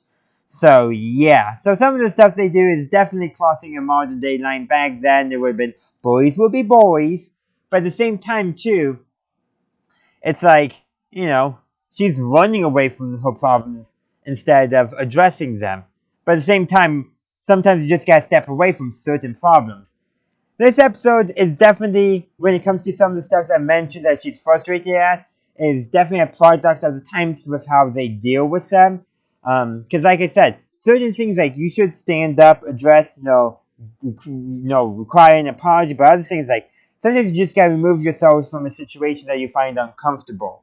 And this episode of Match is definitely a product of its time where it's a lot more, the women should just deal with the boys will be boys mentality rather than actually addressing it. Though as Match matures, they move away from that stuff as well. So like I said, it's great to get a good Margaret episode. Hopefully, her characterization, because she does loosen up a little bit in this episode. Maybe she'll not be as much of a party pooper, for lack of a better term. But at the same time, we do know that she gets a much more rounded character that's just a much better character. And this episode you could see as the start of that. We gotta pay attention to future episodes. But like I said, this episode is very much of a product of its time because how certain things that Margaret is frustrated at, we would deal with very differently nowadays, or at least comment on them very differently nowadays. But that's all I got for you today. I would love to hear your thoughts on Hot Lips and Empty Arms in the comment section down below. So I'm continuing my series of Match Retro reviews with Season 2, Episode 15, Officers Only. So before we get into the episode, let's talk about members only benefits. Yes, is that an awkward transition? Definitely. But if you become a channel member for $1.99 a month, you get early access to all my videos. Now, back to the actual episode, and let's talk about what Officers Only is about. Well, so let's set up the premise. A patient has a pretty bad chest injury, so Chopper gets Hawkeye to come assist in the surgery. Well, Hawkeye actually does the surgery while Chopper assists, and Frank is, once they find out that it's a general's son, Frank wants to, participate so he can get some credit and all that. Typical Frank stuff. Anyhow, the general is very happy that they saved his son's life, so he gives Henry a case of, I believe, whiskey. He gives Hawkeye and Chapo 3-day passes to Tokyo, and they did a lot of crazy stuff in Tokyo, apparently. Lots of crazy stuff, like Henry was just getting phone call after phone call, people reporting their behavior on up to him. Yeah, crazy stuff. And then the general, he also, I believe General Mitchell, or was that his son's first name? Regardless, the general then gives them a officers club for the entire camp, which was Frank's idea. Which, in all honesty, Frank actually once had a good idea. An officer club is really good for the morale of the officers, not necessarily for the enlisted. And the enlisted are not that happy about it, neither are Hawkeye and Chapo, because guess who are not allowed in the old club, in the officers club? The enlisted. So basically, the enlisted do malicious compliance. That's the best way of describing. They're actually, snapping to your attention, saying sir at the end of every sentence. Basically, in Hawkeye and Chapo, they don't like that. They want them to cut it out. And so, they hatch a plan in order to solve the issue. So, General Mitchell's son is a private, not an officer. So, what they do is when the general comes to officially open the officers club, and basically they arrange so that way his son walks to the officers club, but he can't come in, have a drink and all that because he's enlisted. And so Hawkeye and Chapo get the general to make an exception for families of the officers. And so what does Hawkeye then do? Well, he invites the entire rest of the camp in, claiming they're all his relatives. Raider, like the son he never had. Klinger, like the daughter he never had. Cousin, brother-in-law, etc., etc., etc. Meanwhile, everyone's humming John Brown's Body, or are they humming the Battle Hymn of the Republic? It's the same tune, so it doesn't matter. I like to sing John Brown's Body because while Battle Hymn of the Republic is an amazing song and I love it, John Brown's Body feels much more soldier songs than Battle Hymn of the Republic. Both good, but that's a side tangent from the actual video. So, the purpose of this episode is really just to give them a new spot where they can hang out and tell stories. And also showing that, doing a good job can sometimes actually get you recognized by other people, by people in positions of authority. Now, the Hawkeye and Chopper probably did abuse their reward a little bit, but you know what? Frank's in his selfishness did actually get something good for the camp, and then with Hawkeye and Chopper scheming, it actually became good for the whole camp, not just the officers. But there's a few other things I do want to talk about. One, this episode really does not continue any of Margaret's character development from the last episode. Again, that really won't be a thing until Colonel Potter arrives and Frank leaves, where Margaret will truly mature as a character. But they've already laid the groundwork. And you know what? We only got about a season and a half before Colonel Potter comes. Oops, spoilers. But yeah, so that is something to be aware of. That plot line has not really continued. She's still, hanging out with Frank and all that, trying to appeal to generals. But then again, she is career army, so it makes sense in some regards. And really, we can break down Margaret's character. Now, I think for each character, I'll do a video talking about the character arc and that, and what we can infer by the character. But I'm going to wait for opportunities, such as when a character leaves, when a character arrives, or whenever I feel like it. Again, we'll wait and see on that stuff. But there's other small fun stuff going on. One of Klinger's new stunts to try to get the army is to pretend he's pregnant. But basically, his logic, so Klinger's logic, is that those think he's crazy for him, Klinger, thinking that he could convince them that he's pregnant.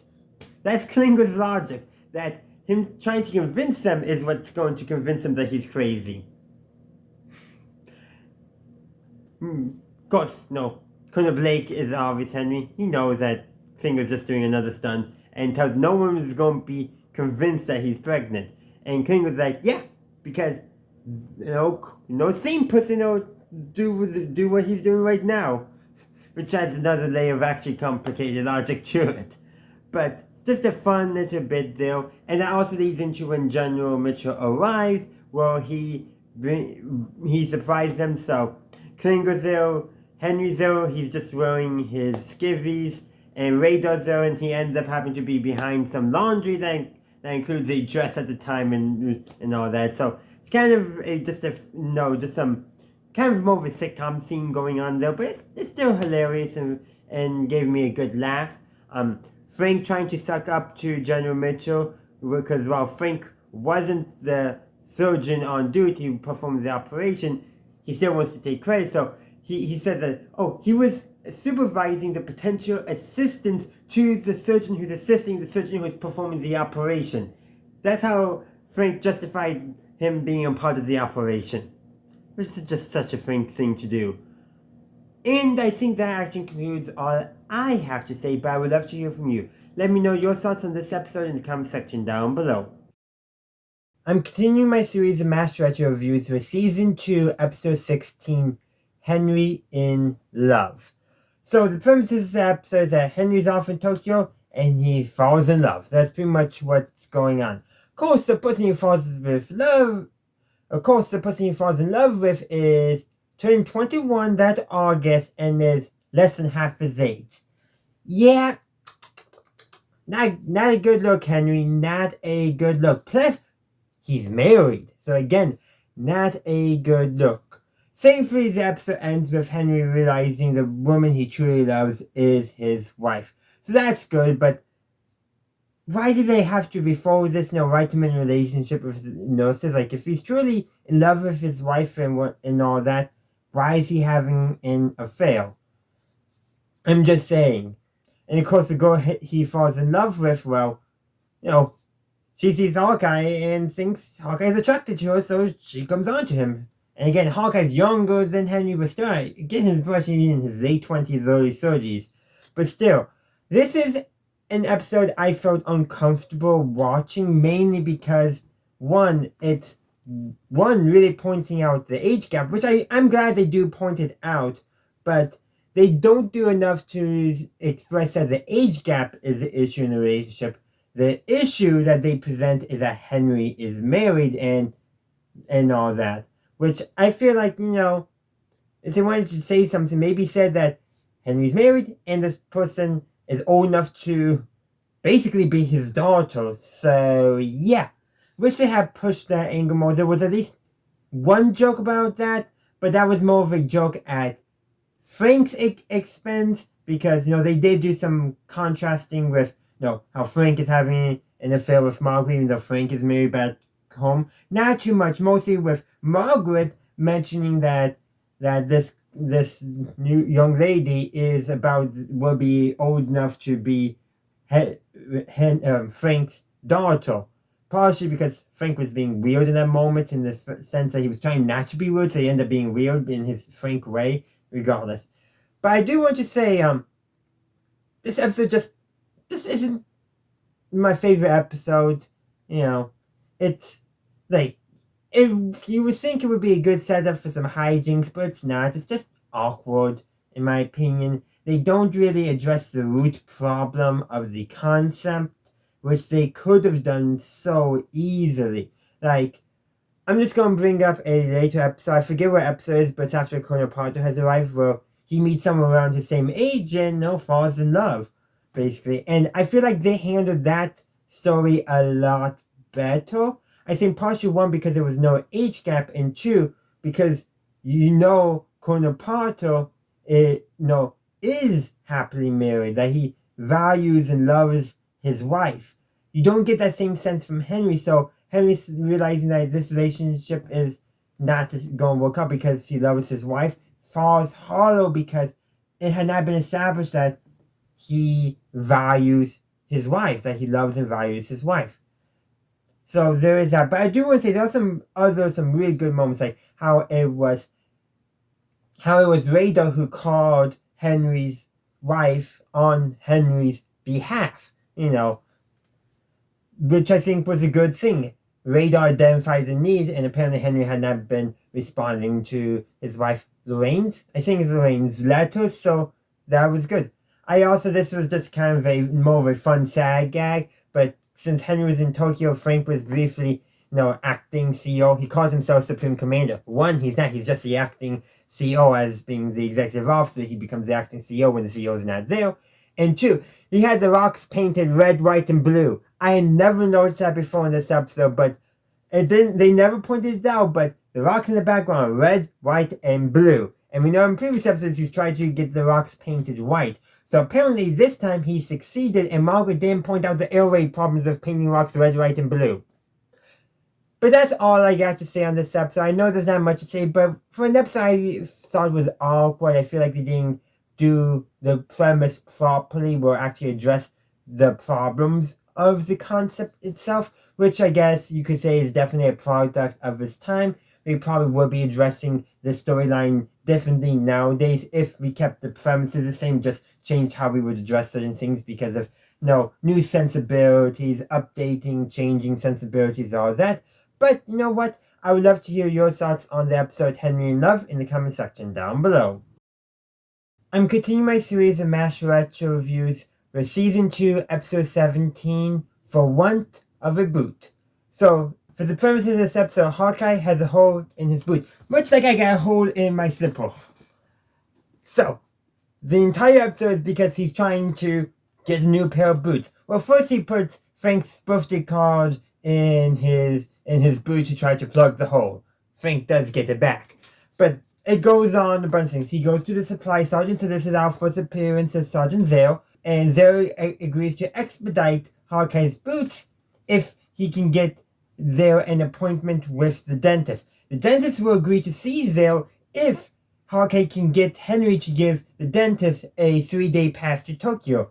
Henry will agree to give the dentist a 3-day pass to Tokyo if Hawkeye will get Margaret to not send the report that she's preparing on Colonel Blake, on Henry, up to one of the generals, and then she'll agree not to do that if Hawkeye arranges a birthday party for Frank, and then in order to get a cake for the party, because then they don't trust the cook, Hawkeye will have to set Raider up on a date with Nurse Murphy, and Nurse Murphy will agree to go on a date with Raider if Hawkeye can arrange a hairdryer, and Klinger will allow the use of his hairdryer for this if Hawkeye and Chapel can get Frank to sign off on discharge papers, basically Section 8 papers, to get him out of the army.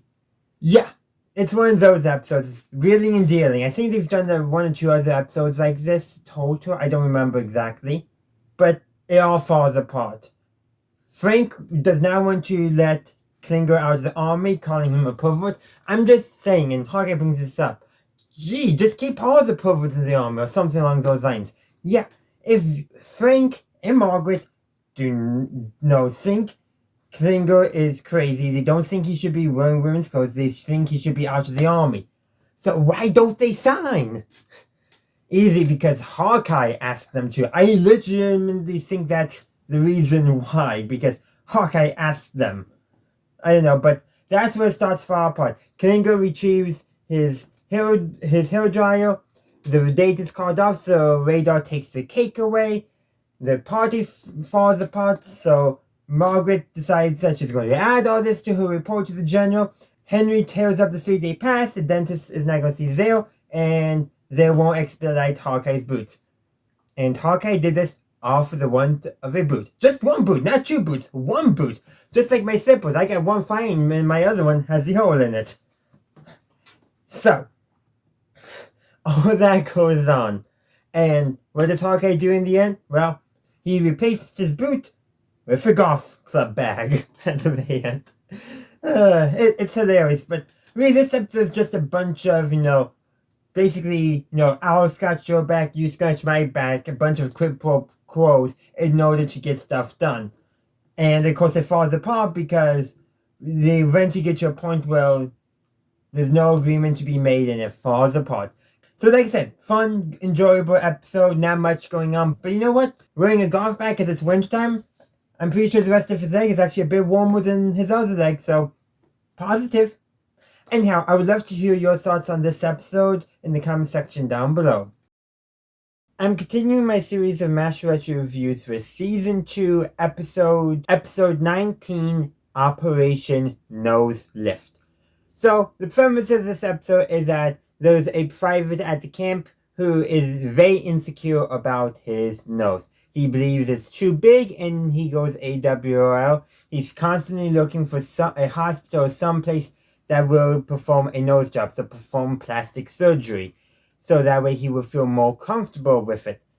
So, Hawkeye has a friend from back in residency who's currently a major in Tokyo who performs plastic surgery. He gets him to come to the 477 to perform the surgery. Of course, he does trick by saying there's a nurse with a nickname the Barracuda, because this plastic surgeon, who is basically, he has a very high libido, let's put it that way. And weirdly enough, this character is played by an actor who appeared in another episode, and there's some unsettling, uncomfortable similarities with that character. Both characters put themselves on Margaret despite she rejecting the advances. And it's just really uncomfortable and all that. I really wish there was a different way or all that. And literally, it's just a very uncomfortable scene where the plastic surgeon does, try to push himself on Margaret despite her clearly not wanting it. And yeah, remember, kids, a yes is a yes, a no is a no, and anything that isn't definitively a accepting of consent is a no. Just remember that. So, yeah, that's the biggest problem with this episode. The fact that this plastic surgeon is, willing to, put himself out there and not really listen to a nurse when she says no. And he faces no consequences for it. This is a common thing in the early seasons of MASH, especially where, the nurses are just more props in terms of the storytelling for the guys rather than anything else. Very common. I really wish they would have, treated the nurses more as actual characters. They've done that a little bit with Margaret, but it's really not until later seasons where they start really treating the nurses as characters in their own right. But unfortunately, that's not this episode. But the good thing is the soldier, he does get his nose job so that way he can feel more comfortable in his own body. Is that anything like gender from Kale?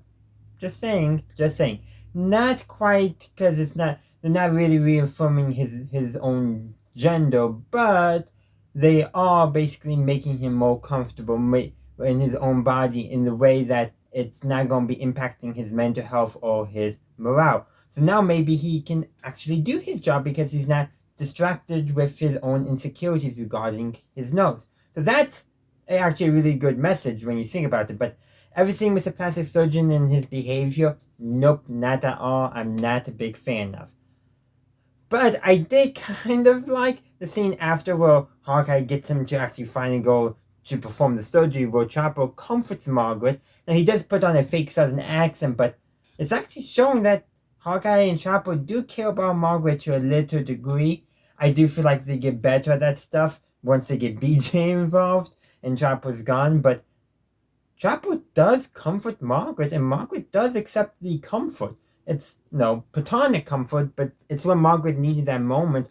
But that's the only good thing about the scene, is showing that, Chopper giving Margaret, the opportunity to, de-stress, to, feel some comfort in a more safe, which is weird saying that about Chopper because, he is a serial daughter after all, but at least that part of it is okay-ish, but again, I'm not really comfortable with that entire plot point. But what's actually funny? The fact that Henry just does not want to know what's going on at all regarding the plastic surgery being performed. And yeah, it's like, he tells Raider to make a note that he wasn't there today. And of course, no, when Raider asks who should sign it and all that, he says, you sign it in my name, and then that way I can say it's a forgery. It's like, just craziness. That stuff with Henry and Raider, that was funny. That was good.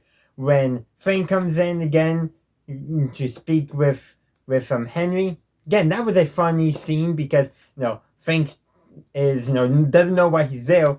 Henry didn't actually call for him, and Henry's like, I'm not here, I'm not there kind of deal. It's just funny. And of course, I do want to real quick mention the beginning of the episode where Henry is narrating, where Henry is dictating a letter to Radar, and you think it might be a reference to the report that Margaret would have sent after the end of the last episode because of the way it opened, but it's about a totally different thing that, both Frank and Margaret are reporting Henry for. But it's like, they could have so easily built off of last week's episode, but they didn't, and that's frustrating. But continuity is not a thing in Early Match. It's barely a thing in the later episodes when they get a little bit better about it, but that's alright. But it would be a neat connection that could have shown a through line, but they didn't. They chose to make up a new scenario instead.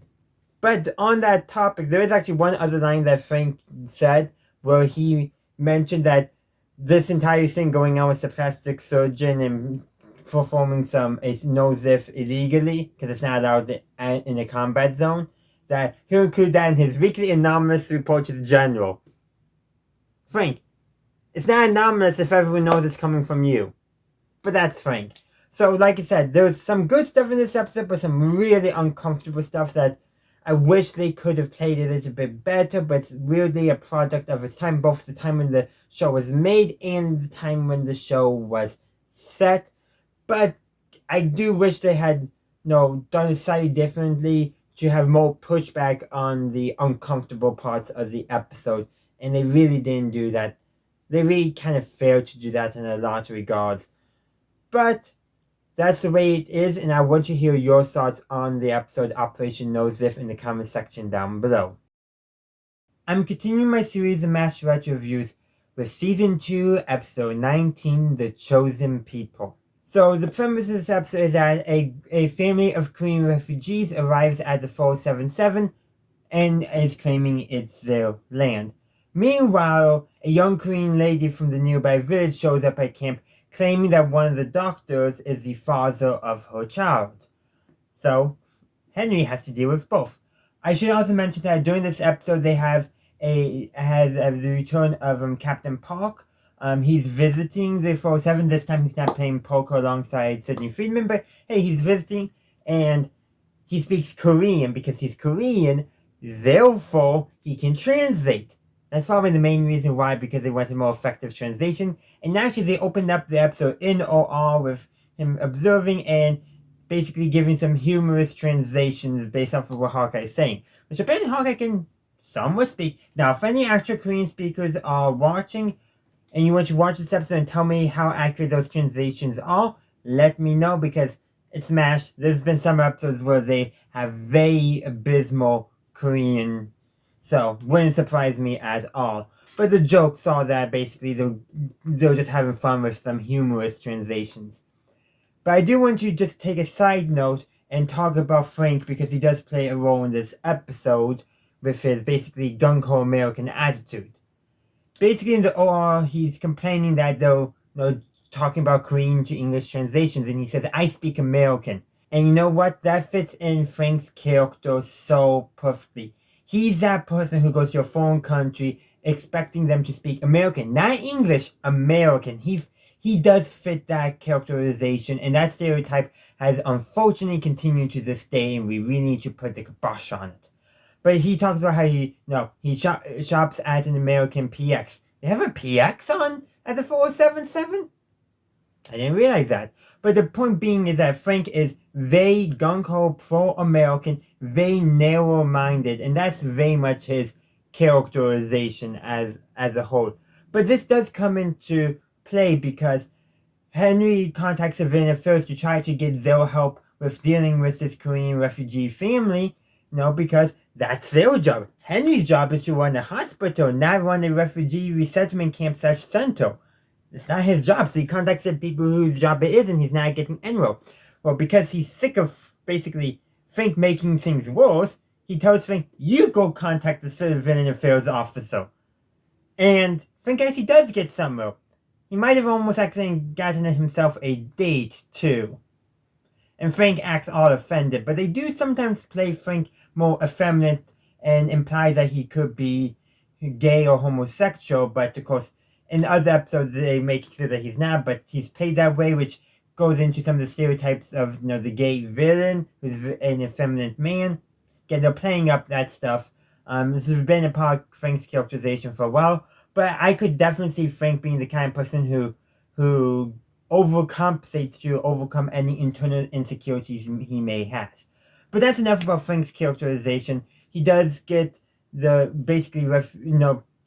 he actually somehow manages to help the Korean family by getting in contact with the right person to push the right buttons to get something done. So Frank's not totally useless, just incompetent and insensitive. Yeah, that's Frank. And then, of course, with the other plotline, the Korean lady from the village claims one of the doctors is the mother of her child, so Henry assumes it's either Hawkeye or Chapel. Obviously, he knows it's not himself, and he figures it wouldn't be Frank, but there's supposed to be another shift, so that means there's at least, I would say, 2, if not 3 or 4 more doctors. There's also a dentist. They got other candidates. Yeah. Sometimes they forget they have other doctors for the sake of plot. Very common in MASH, which makes sense. They don't need a whole team because it's an ensemble, so why do they need extra characters? That would just be confusing.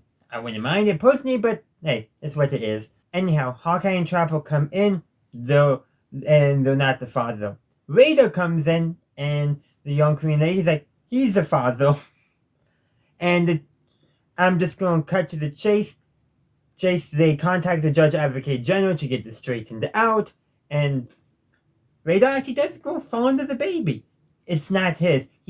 As he says, he's never done it. Though, season 1 Raider might have. You can definitely tell they are doing much more with the naive Raider character. Because in some episodes, especially in season 1, they were still toying with his character, and his movie characterization was a bit more common, where he was not as naive. So, movie Raider could do that. That would make sense, but not TV show Raider as we come to know and love.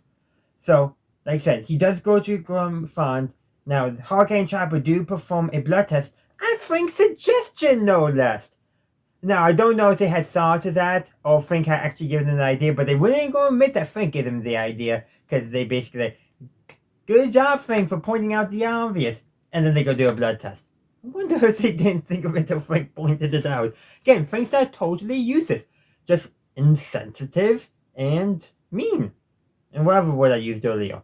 So they do that, and the blood test comes back, shows that Raider is not the father. Now, I do want to just take a side tangent, to state that in just some research preparing for my review, that blood tests were back then the only way, besides both parties being truthful, to determine parentage. And it wasn't a foolproof method because, blood is not as unique as DNA testing that we do now. But still, it could at least tell somebody they were not the father for sure. It just couldn't give a definitive that the person is the father. So, Raider's clearly not the father with his blood type. It just will not work out. But he decides he's going to claim anyhow. I think partially because he grew fond of the baby. And that's kind of within Raider's characterization. He's always caring about animals. Anytime there's a baby that comes into the 477, he's like, oftentimes, if I recall, the character who often comes the closest, always very caring. It's a very common thing with Raider's character, so that's definitely present in this episode. Of course, he can't be the father at all, so granted, I guess there's nothing that's stopping him from still stepping in as a stepfather, but the point being is that in the eyes of the army, this thing is settled. And because the father was actually a GI who knows, dead, transferred home, we don't know, they don't know. They're able to bring both plots together to a resolution. So Through Frank contacting civilian affairs, the refugees get relocated someplace further south, which also means they're safer from the fighting. And also, so the young Korean lady whose name I should have wrote down so I could remember, and her baby, they join with that family to head down. So while she may have lost her family due to shunning, she at least has a new family now that can help raise her daughter. I believe it was a daughter. So, really good episode. I really love how it highlighted the differences between the characters, and it has some pretty good humor. I already mentioned basically just the fun, stupid translation that they were doing in the opening, which the intention was that they're going to be kind of nonsensical and get more nonsensical as they go on within the narrative. I still want to hear from any people who do speak Korean how good that Korean and those translations actually are, because I am curious. I probably could have done more research, but you know what? Engagement bait. Let me know in the comment section down below. And there's a few other good jokes too, like the making fun of Frank, which again, this episode really is a good highlight of Frank's character, despite him not being a major character. It shows that he's not totally incompetent. He does have some strengths. Unfortunately, he's insensitive and a jerk, and nobody likes him. So he can't overcome his flaws because he's an insensitive jerk who has no intention of ever growing up or growing as a character or growing as a person. He has no intention, but still, a good highlight of Frank's character is showing that beneath all his problems, he does have some redeeming qualities. Unfortunately, he doesn't let them resurface enough. And from what I've heard, Larry in Linville was the total opposite of Frank. So I think these moments of humanity out of Frank was more Larry just poking out through his character. That's just my speculation. There's also another joke I would really love to mention is when a representative of the Judge Advocate General comes in. First Henry thought he was from Civilian Affairs. No, he's from the JAG office, and actually I should say the Judge Advocate office. But regardless, because Henry's there along with Captain Pack and Father McKay introduces both of them. He says ROK for Captain Pack, which I think is truthful because one, ROK is the English initialism of the Republic of Korea, but it's also okay, like okay, like okie dokie. I think that was kind of like a subtle pun they did there. Took me a while to get that from when I very first watched it because I just knew South Korea, not the Republic of Korea. I'm talking about when I was in middle school, by the way. And then, of course, introduces Father McKay, and instead of saying USA or anything like that, he says God, God, because Father McKay is a priest. It's just a fun little bit there, and I thought it was it was a good chuckle out of me. But that concludes my review. I probably have more to say. You guys have more to say, I'm sure, as well. The comment section down below is open for discussion, so I would love to hear your thoughts. I'm continuing my series of Mass Retro reviews with Season 2, Episode 20, As You Were. So, what's going on at the 477 this episode? Well, there's a lull. They have no characters and all that, so they're just doing stuff to, entertain themselves, try to not be bored. So, Henry is using some surgical trays and improvising for sunbathing. Father McKay is washing his own feet.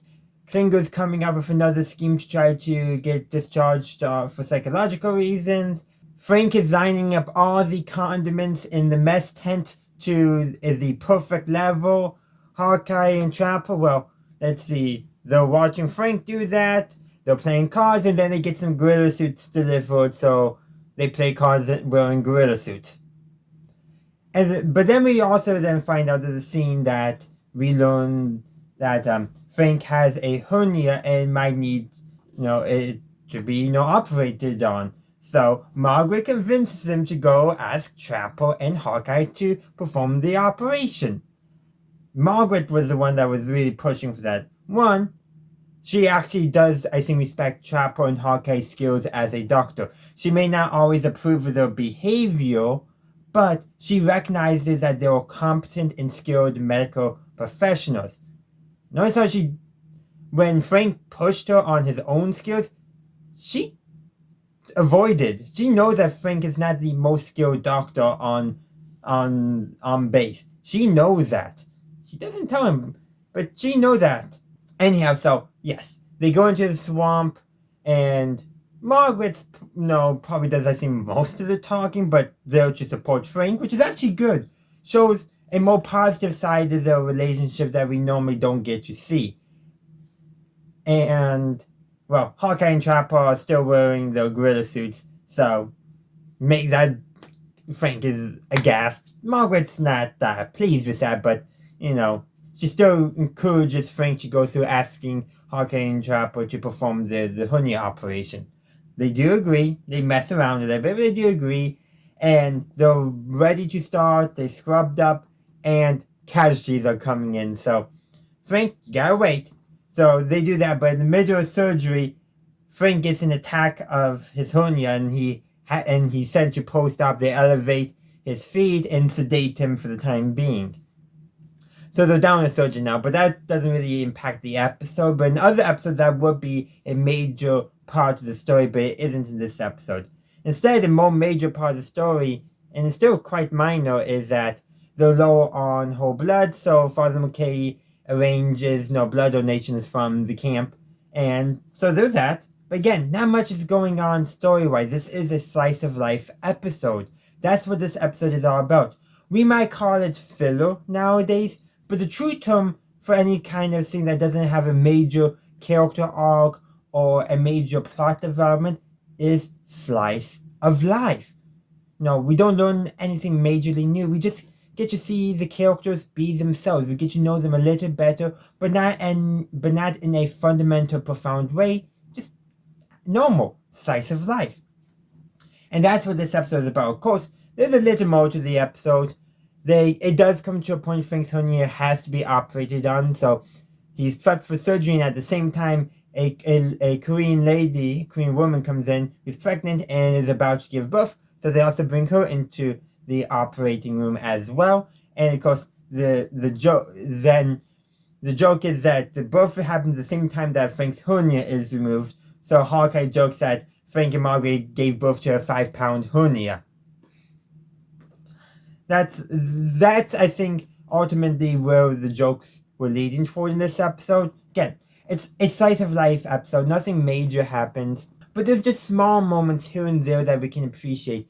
We get to learn a little bit more about each of the different characters. Like, for example, this proves that Klinger is faking his attempts to get out of the army on being crazy. Who writes a letter to a general saying that, see this picture of me in a dress? This proves that I'm crazy, therefore I should not be in the army.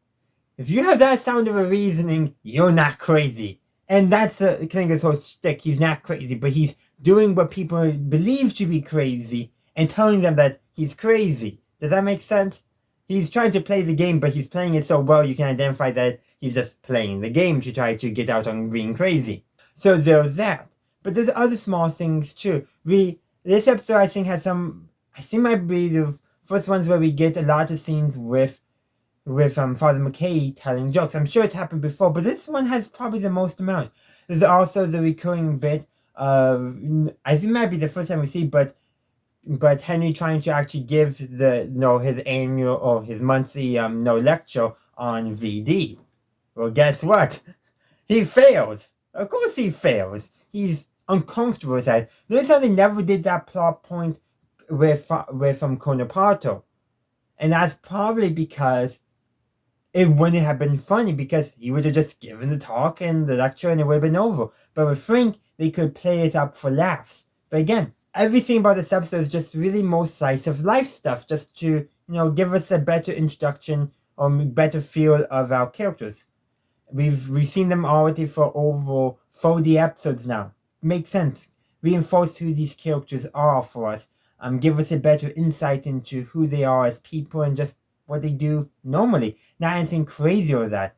Though I will say this, if Frank had a hernia, it was bothering him for over 10 years before it became bad, how is he in the army? I feel like that would have disqualified him, but I don't know what the things are about hernias way back during the Korean War and how that affects one's ability to be in the military. I don't even know how that affects people today in the military, so yeah. But I do feel like that's the only inconsistency with this episode. But that's pretty much all I got to say. Like I said, one minor inconsistency, and while the episode may be boring, it's supposed to be a boring slice of life episode, but it's not really that boring when you really think about it. It's only boring if you believe that nothing major, nothing character changing or plot changing or anything that goes on is boring. It's interesting because it's slice of life. And that's where I'm going to end my review today. Let me know your thoughts in the comment section down below. I'm continuing my series of MASH reviews with Season 2, Episode 21, Crisis. So in this episode, it's cold and they are not going to be getting supplies for quite some time. The lines have been cut off. The supply lines have been intercepted. So, yeah. They're in bit of a crisis mode, so they have to ration heat, power, food, pretty much everything, including shuttlecocks. So for badminton. That is clearly a joke, but that means they're not getting recreational supplies as well that will keep up morale. So yes, things are actually decent-ish because they had warning, so they were able to adapt. So, they combine sleeping quarters together to save on heating costs. Electrical usage is severely limited. Pretty much the only restrictions they're not really doing is stuff related to running the hospital. So patients and all that, they get priority for food, supplies, everything like that. Surgeries, though, they still are trying to make sure they don't overextend those supplies, especially for things like blood, which is a more limited quantity. So given how often they take donations from the camp, at least, I don't know how quickly that blood could actually be used. But in the universe of MASH, that is something they do frequently, though they didn't mention in this episode. But they do adapt. So it's kind of funny watching them all, try to share quarters together and just, I don't know. The first night they don't get any sleep because wounded come in, and the second night, who knows if they actually get any sleep? Probably no, because, Frank had heated socks, so he had to charge that battery somehow. He also, as the person in charge of rationing food, he took a baked ham to share with Margaret. Well, Hawkeye and Chopper catch him, and they take it. Knowing them, well, they probably did eat it. They probably shared it with most of the camp, knowing them.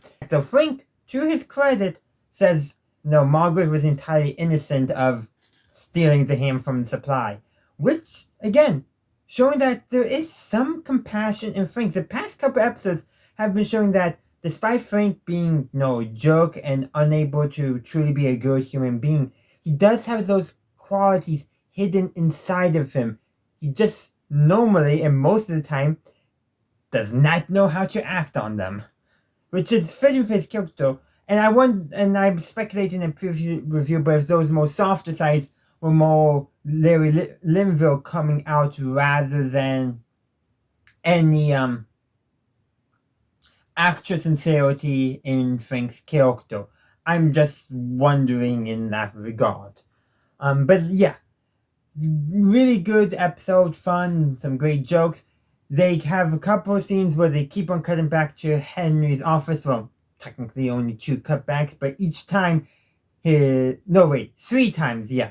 So first we see his office as normal. Next time, well, his desk is missing its legs and a few drawers. Next time we cut back, it's just top of the desk. That's the image I used in my thumbnail. And then lastly, well, the skeleton is still there. He's sitting on the box and he has his phone. Everything else in his office is gone. Because they were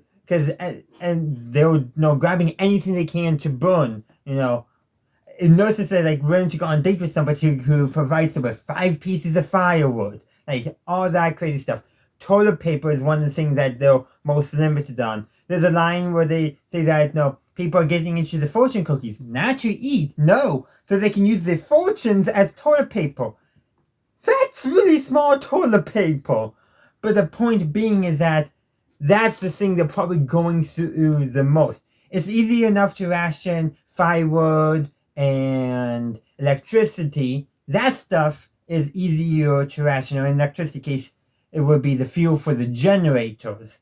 But so they can ration that stuff fairly effectively, fairly simply. But toilet paper, well, you gotta go, and you gotta clean. So, yeah, you can see why that was probably the thing that they saw the most pinching of in terms of rationing, in terms of struggles. And then at the end of the episode, they get those supplies at the end. We don't see that, but they're told. So that's good. That is good. Though I know in some previous episodes they were getting supplies and they get the wrong supplies. Don't think that's the case here because in the last scene with Henry in his now empty office, he thanks them for supplies, but he's like, yeah, about my office, they burned everything that wasn't nailed down or salute. So he needs his office refurnished. But that's pretty much where I'm going to end my review. Again, not too much major stuff going on, just some nice, great, fun moments with our characters. And that's pretty much it. We get to see a little bit of that softer side, and Frank, he's still Frank, of course, but it's nice when those softer sides come up. Reminds us how, he is, a person. Granted, he's incapable of change, and that's the key of Frank's characterization. He's incapable of change, which does make him a good contrast to Hawkeye, Trapper, and the rest of the camp, a good antagonist for them, but not necessarily a foil. And that's where Charles will come in once we get there. But we got a couple more seasons to go before we get to there. So let me know your thoughts on this episode in the comment section down below. So I'm continuing my series of Master Retro reviews with Season 2, Episode 22, George. So to begin with, this episode is probably one of the most progressive episodes of MASH. It tackles a subject that in the 1970s was still largely taboo, as I understand it, and a subject that definitely was taboo in the 1950s. Now, before I continue, because of my own life experience, I'm not the best person to talk about this. So I'm going to be linking in the cards and in the description a video from the channel Matt Baum, I hope I pronounced that right, I apologize if I did, that talks about this episode way better than I ever could. So, let's go really discuss what this episode is about. So, the titular character, George, he comes into the camp, in combat evac and all that. And besides his combat wounds, he also has lots of other bruises that came from members of his own unit. He decides he can trust Hawkeye and tells him that there's been 2 people in his unit that were beat up. A colored person and a homosexual. Hawkeye's response, so you're a Negro. That is a very deliberate language on Hawkeye's part, and also on George Weston, that his last name's his part as well. Neither of them can outright say it, but they both understand. I should mention, George's skin color is my skin color, white. He's not a black American. And if you are picking up on what I'm saying, you are picking up on what the episode is saying. Nowadays, we have no problems saying that someone is, well, we generally don't use the term homosexual anymore in society. We use the term gay or lesbian for women. We typically use that. Some people will use slurs too. I bet Frank would. Because Frank's story in this is he wants to get George dishonorably discharged for that. Hawkeye and Trapper oppose it, so they basically fake fight and get Frank to reveal that he paid for test answers for a medical exam, and they use that to blackmail him to destroy his report and not send it up the chain of command. I should also mention, this episode also has an example of a character who supports the policy of don't ask, don't tell. That's Henry. When Frank goes to Henry about this, Henry's response is, has he made a pass at you or anyone? And no, George hadn't. I think George values consent. So Henry definitely takes a position of that don't ask, don't tell, since nobody's been asked, and as far as Henry knows, George never told anyone. It's just gossip. Henry does not care. He thinks it's a frivolous endeavor. Now, how would he have responded if George had made a pass at someone? I don't know. Henry's presented as the more moderate character that is paying attention to the actions rather than the words in this situation. Well, Hawkeye and Trapper, even if George had asked somebody out, they wouldn't have cared. Actually, Hawkeye might have been flattered too, depending on how you view his character. And lots of people debate if Hawkeye is, a standard heterosexual or bi. There's a lot of debate that I've discovered among certain groups in the fandom. really, I'm learning a lot about MASH by doing these reviews. And that's actually what I really want to transition to talking about in this video. Though before I do that, I do want to mention one other thing.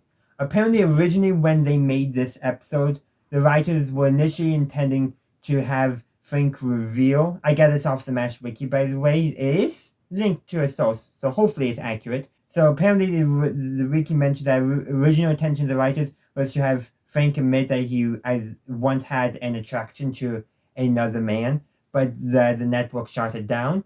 And I actually kind of agree with the network on that. The network probably didn't want to show one of its main characters being gay. However, I think it's better because they already, a lot with Frank, use the feminized villain trope, and if they made Frank, have that revelation, that would have almost undermined the message that they were trying to tell.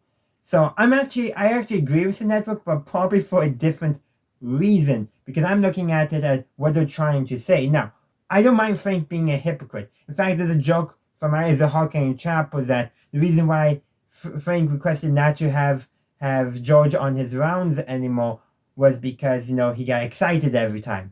That wasn't intended as a joke, and it could be true. They do portray Frank more feminine than a lot of the other male characters on MASH. But again, I'm glad that they changed the blackmail to blackmailing him as, for medical fraud or medical exam fraud rather than something else, because that would have seemed out of character for Hawkeye and Chopper based off of what they were doing in this episode and just some other stuff as well. But going back to what this episode has taught me about MASH and this experience of doing retro reviews as a whole.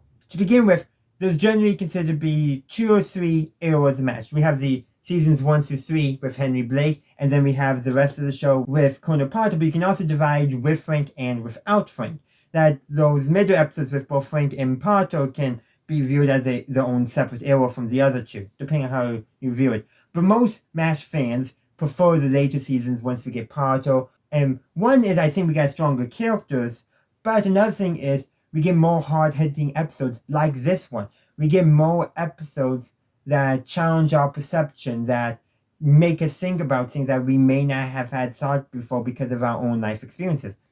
I live a pretty safe suburban lifestyle in America. I have not had to deal with persecution for anything like that. So those things in here that I wouldn't relate to, but it can make me think. And this episode is really the highs of the early season. I've said this in a couple other videos, but the inklings of what MASH will become are in this episode, but there's a lot more other episodes. This is definitely one of the episodes. Another one is Sometimes You Hear the Bullet, where I think the word I'm looking for is where what MASH has become, or what MASH will become, becomes way more forefront in a part of the episodes. But many a times, what MASH will become is hidden in a line of dialogue, is hidden in one scene and just doesn't get explored. And this episode shows that really, and same thing with Sometimes You Hear the Bullet, that what MASH will become, the seeds were always there to begin with. It was only as new writers came in and as new characters joined, replacing old characters, that those seeds bore fruit and became the MASH that we know. Granted, some people do prefer the more crass earlier seasons, but as shown by this episode, the early seasons aren't at all crass, and I've gained through this entire process, not just this episode, a new appreciation for the early episodes, the early seasons of MASH. An appreciation I don't think I had before. Granted, I'm just waiting for season 3. I think it's episode 12. I got some thoughts about that episode, but that's a very different episode. We're going to be getting there in time, and hopefully I get the right one in my head. There are some other things we could address, small moments here and there, but I think I've said most of what I wanted to say about this episode. So if you have any insights, any thoughts you would like to leave, let me know them in the comment section down below. I'm continuing my series of MASH retro reviews with Season 2, Episode 23, Mail Call. So this is apparently the first episode directed by Alda, so I just wanted to throw that out there. But let's actually talk about the episode. It's Mail Call, and everyone gets some sort of mail, and we get to see their reactions to it. So Henry gets basically a bunch of, payments and check stubs from his wife, and he's expected to, balance her checkbook. Now, I do want to say he's mad about this episode, but if you remember a couple episodes back, he says to send them to her. Granted, a lot has gone on since then. I forgot about that, so yeah. Hawkeye, I get to that too. And does he get that from his father? Well, he gets a sweater from his sister that by the end of next season will no longer have existed. Yeah, early continuity of MASH is not always accurate.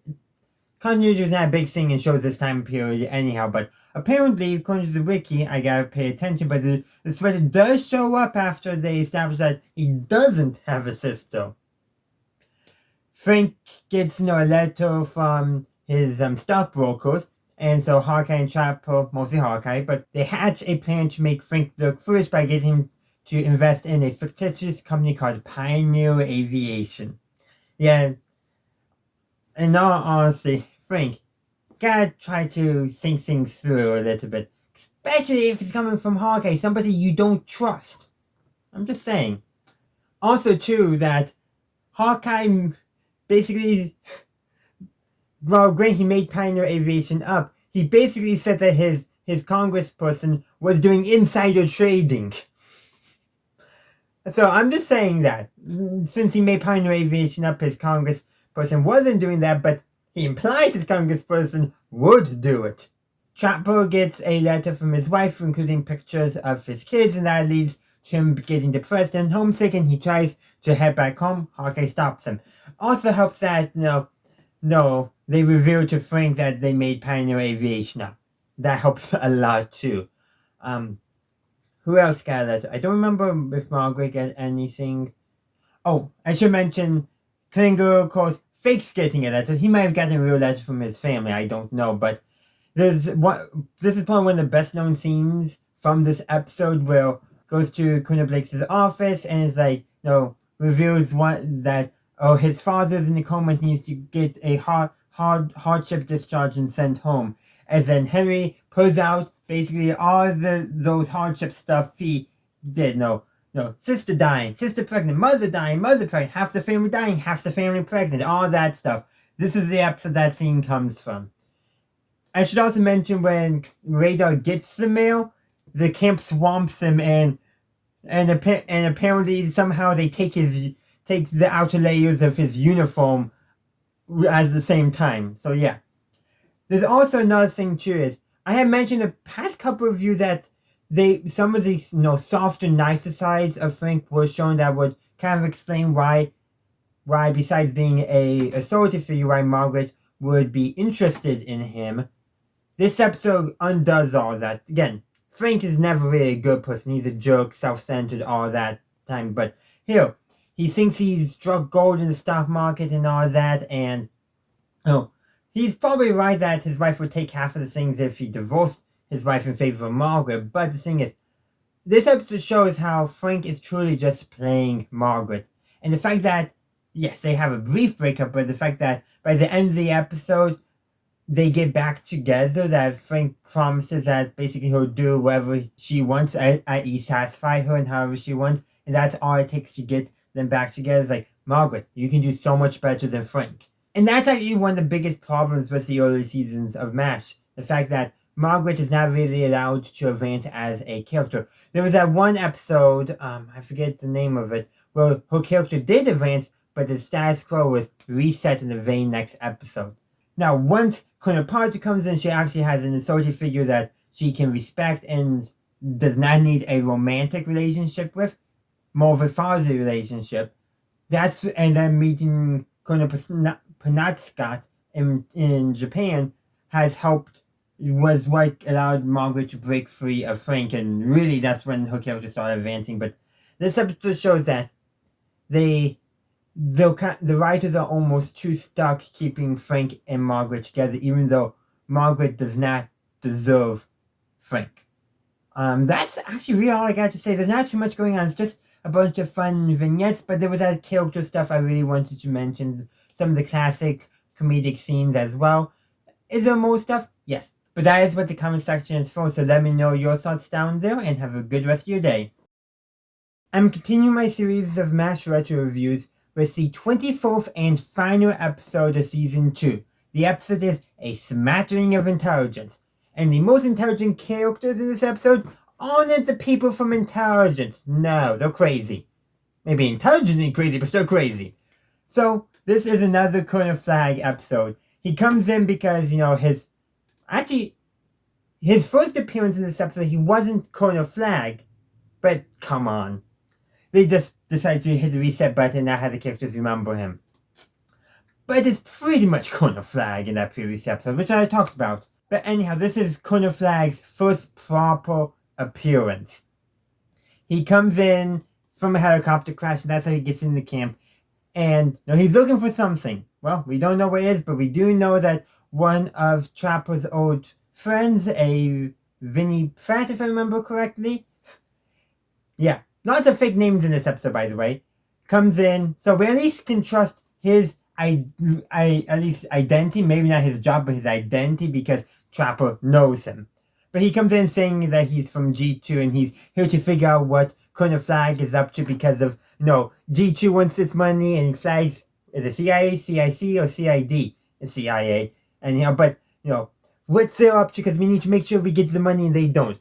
By the way, G2's intelligence on a divisional level, I'm just saying, so technically he probably actually would be with, probably would be with maybe CIC, which would be Army Counterintelligence. CID is Army Criminal Investigation Division. CIA is the Central Intelligence Agency.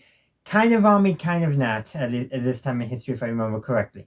Regardless, bunch of fake names for both of these characters go around, but Flag keeps on changing which C organization he's from.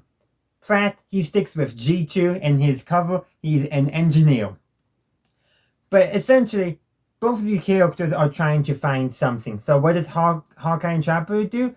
They decide to basically frame Frank and plant false intelligence in his file. So yes, they convince Flag that Frank is a communist by, the fact that he gave money to supposedly communist-backed charities. And Frank's response is he believes everyone has a right to be poor. Man, that reminds me of, rich people today. Frank, I don't like you. Honestly, seems like that proves why Frank is just a mean-spirited jerk of a character, unlike his actor. But meanwhile, for Pratt, they convince him that Frank is a fascist instead. And I actually, if you look at what the fake stuff in his file, the fake fascist stuff is actually way more damning than the fake communist stuff. Fake communist stuff.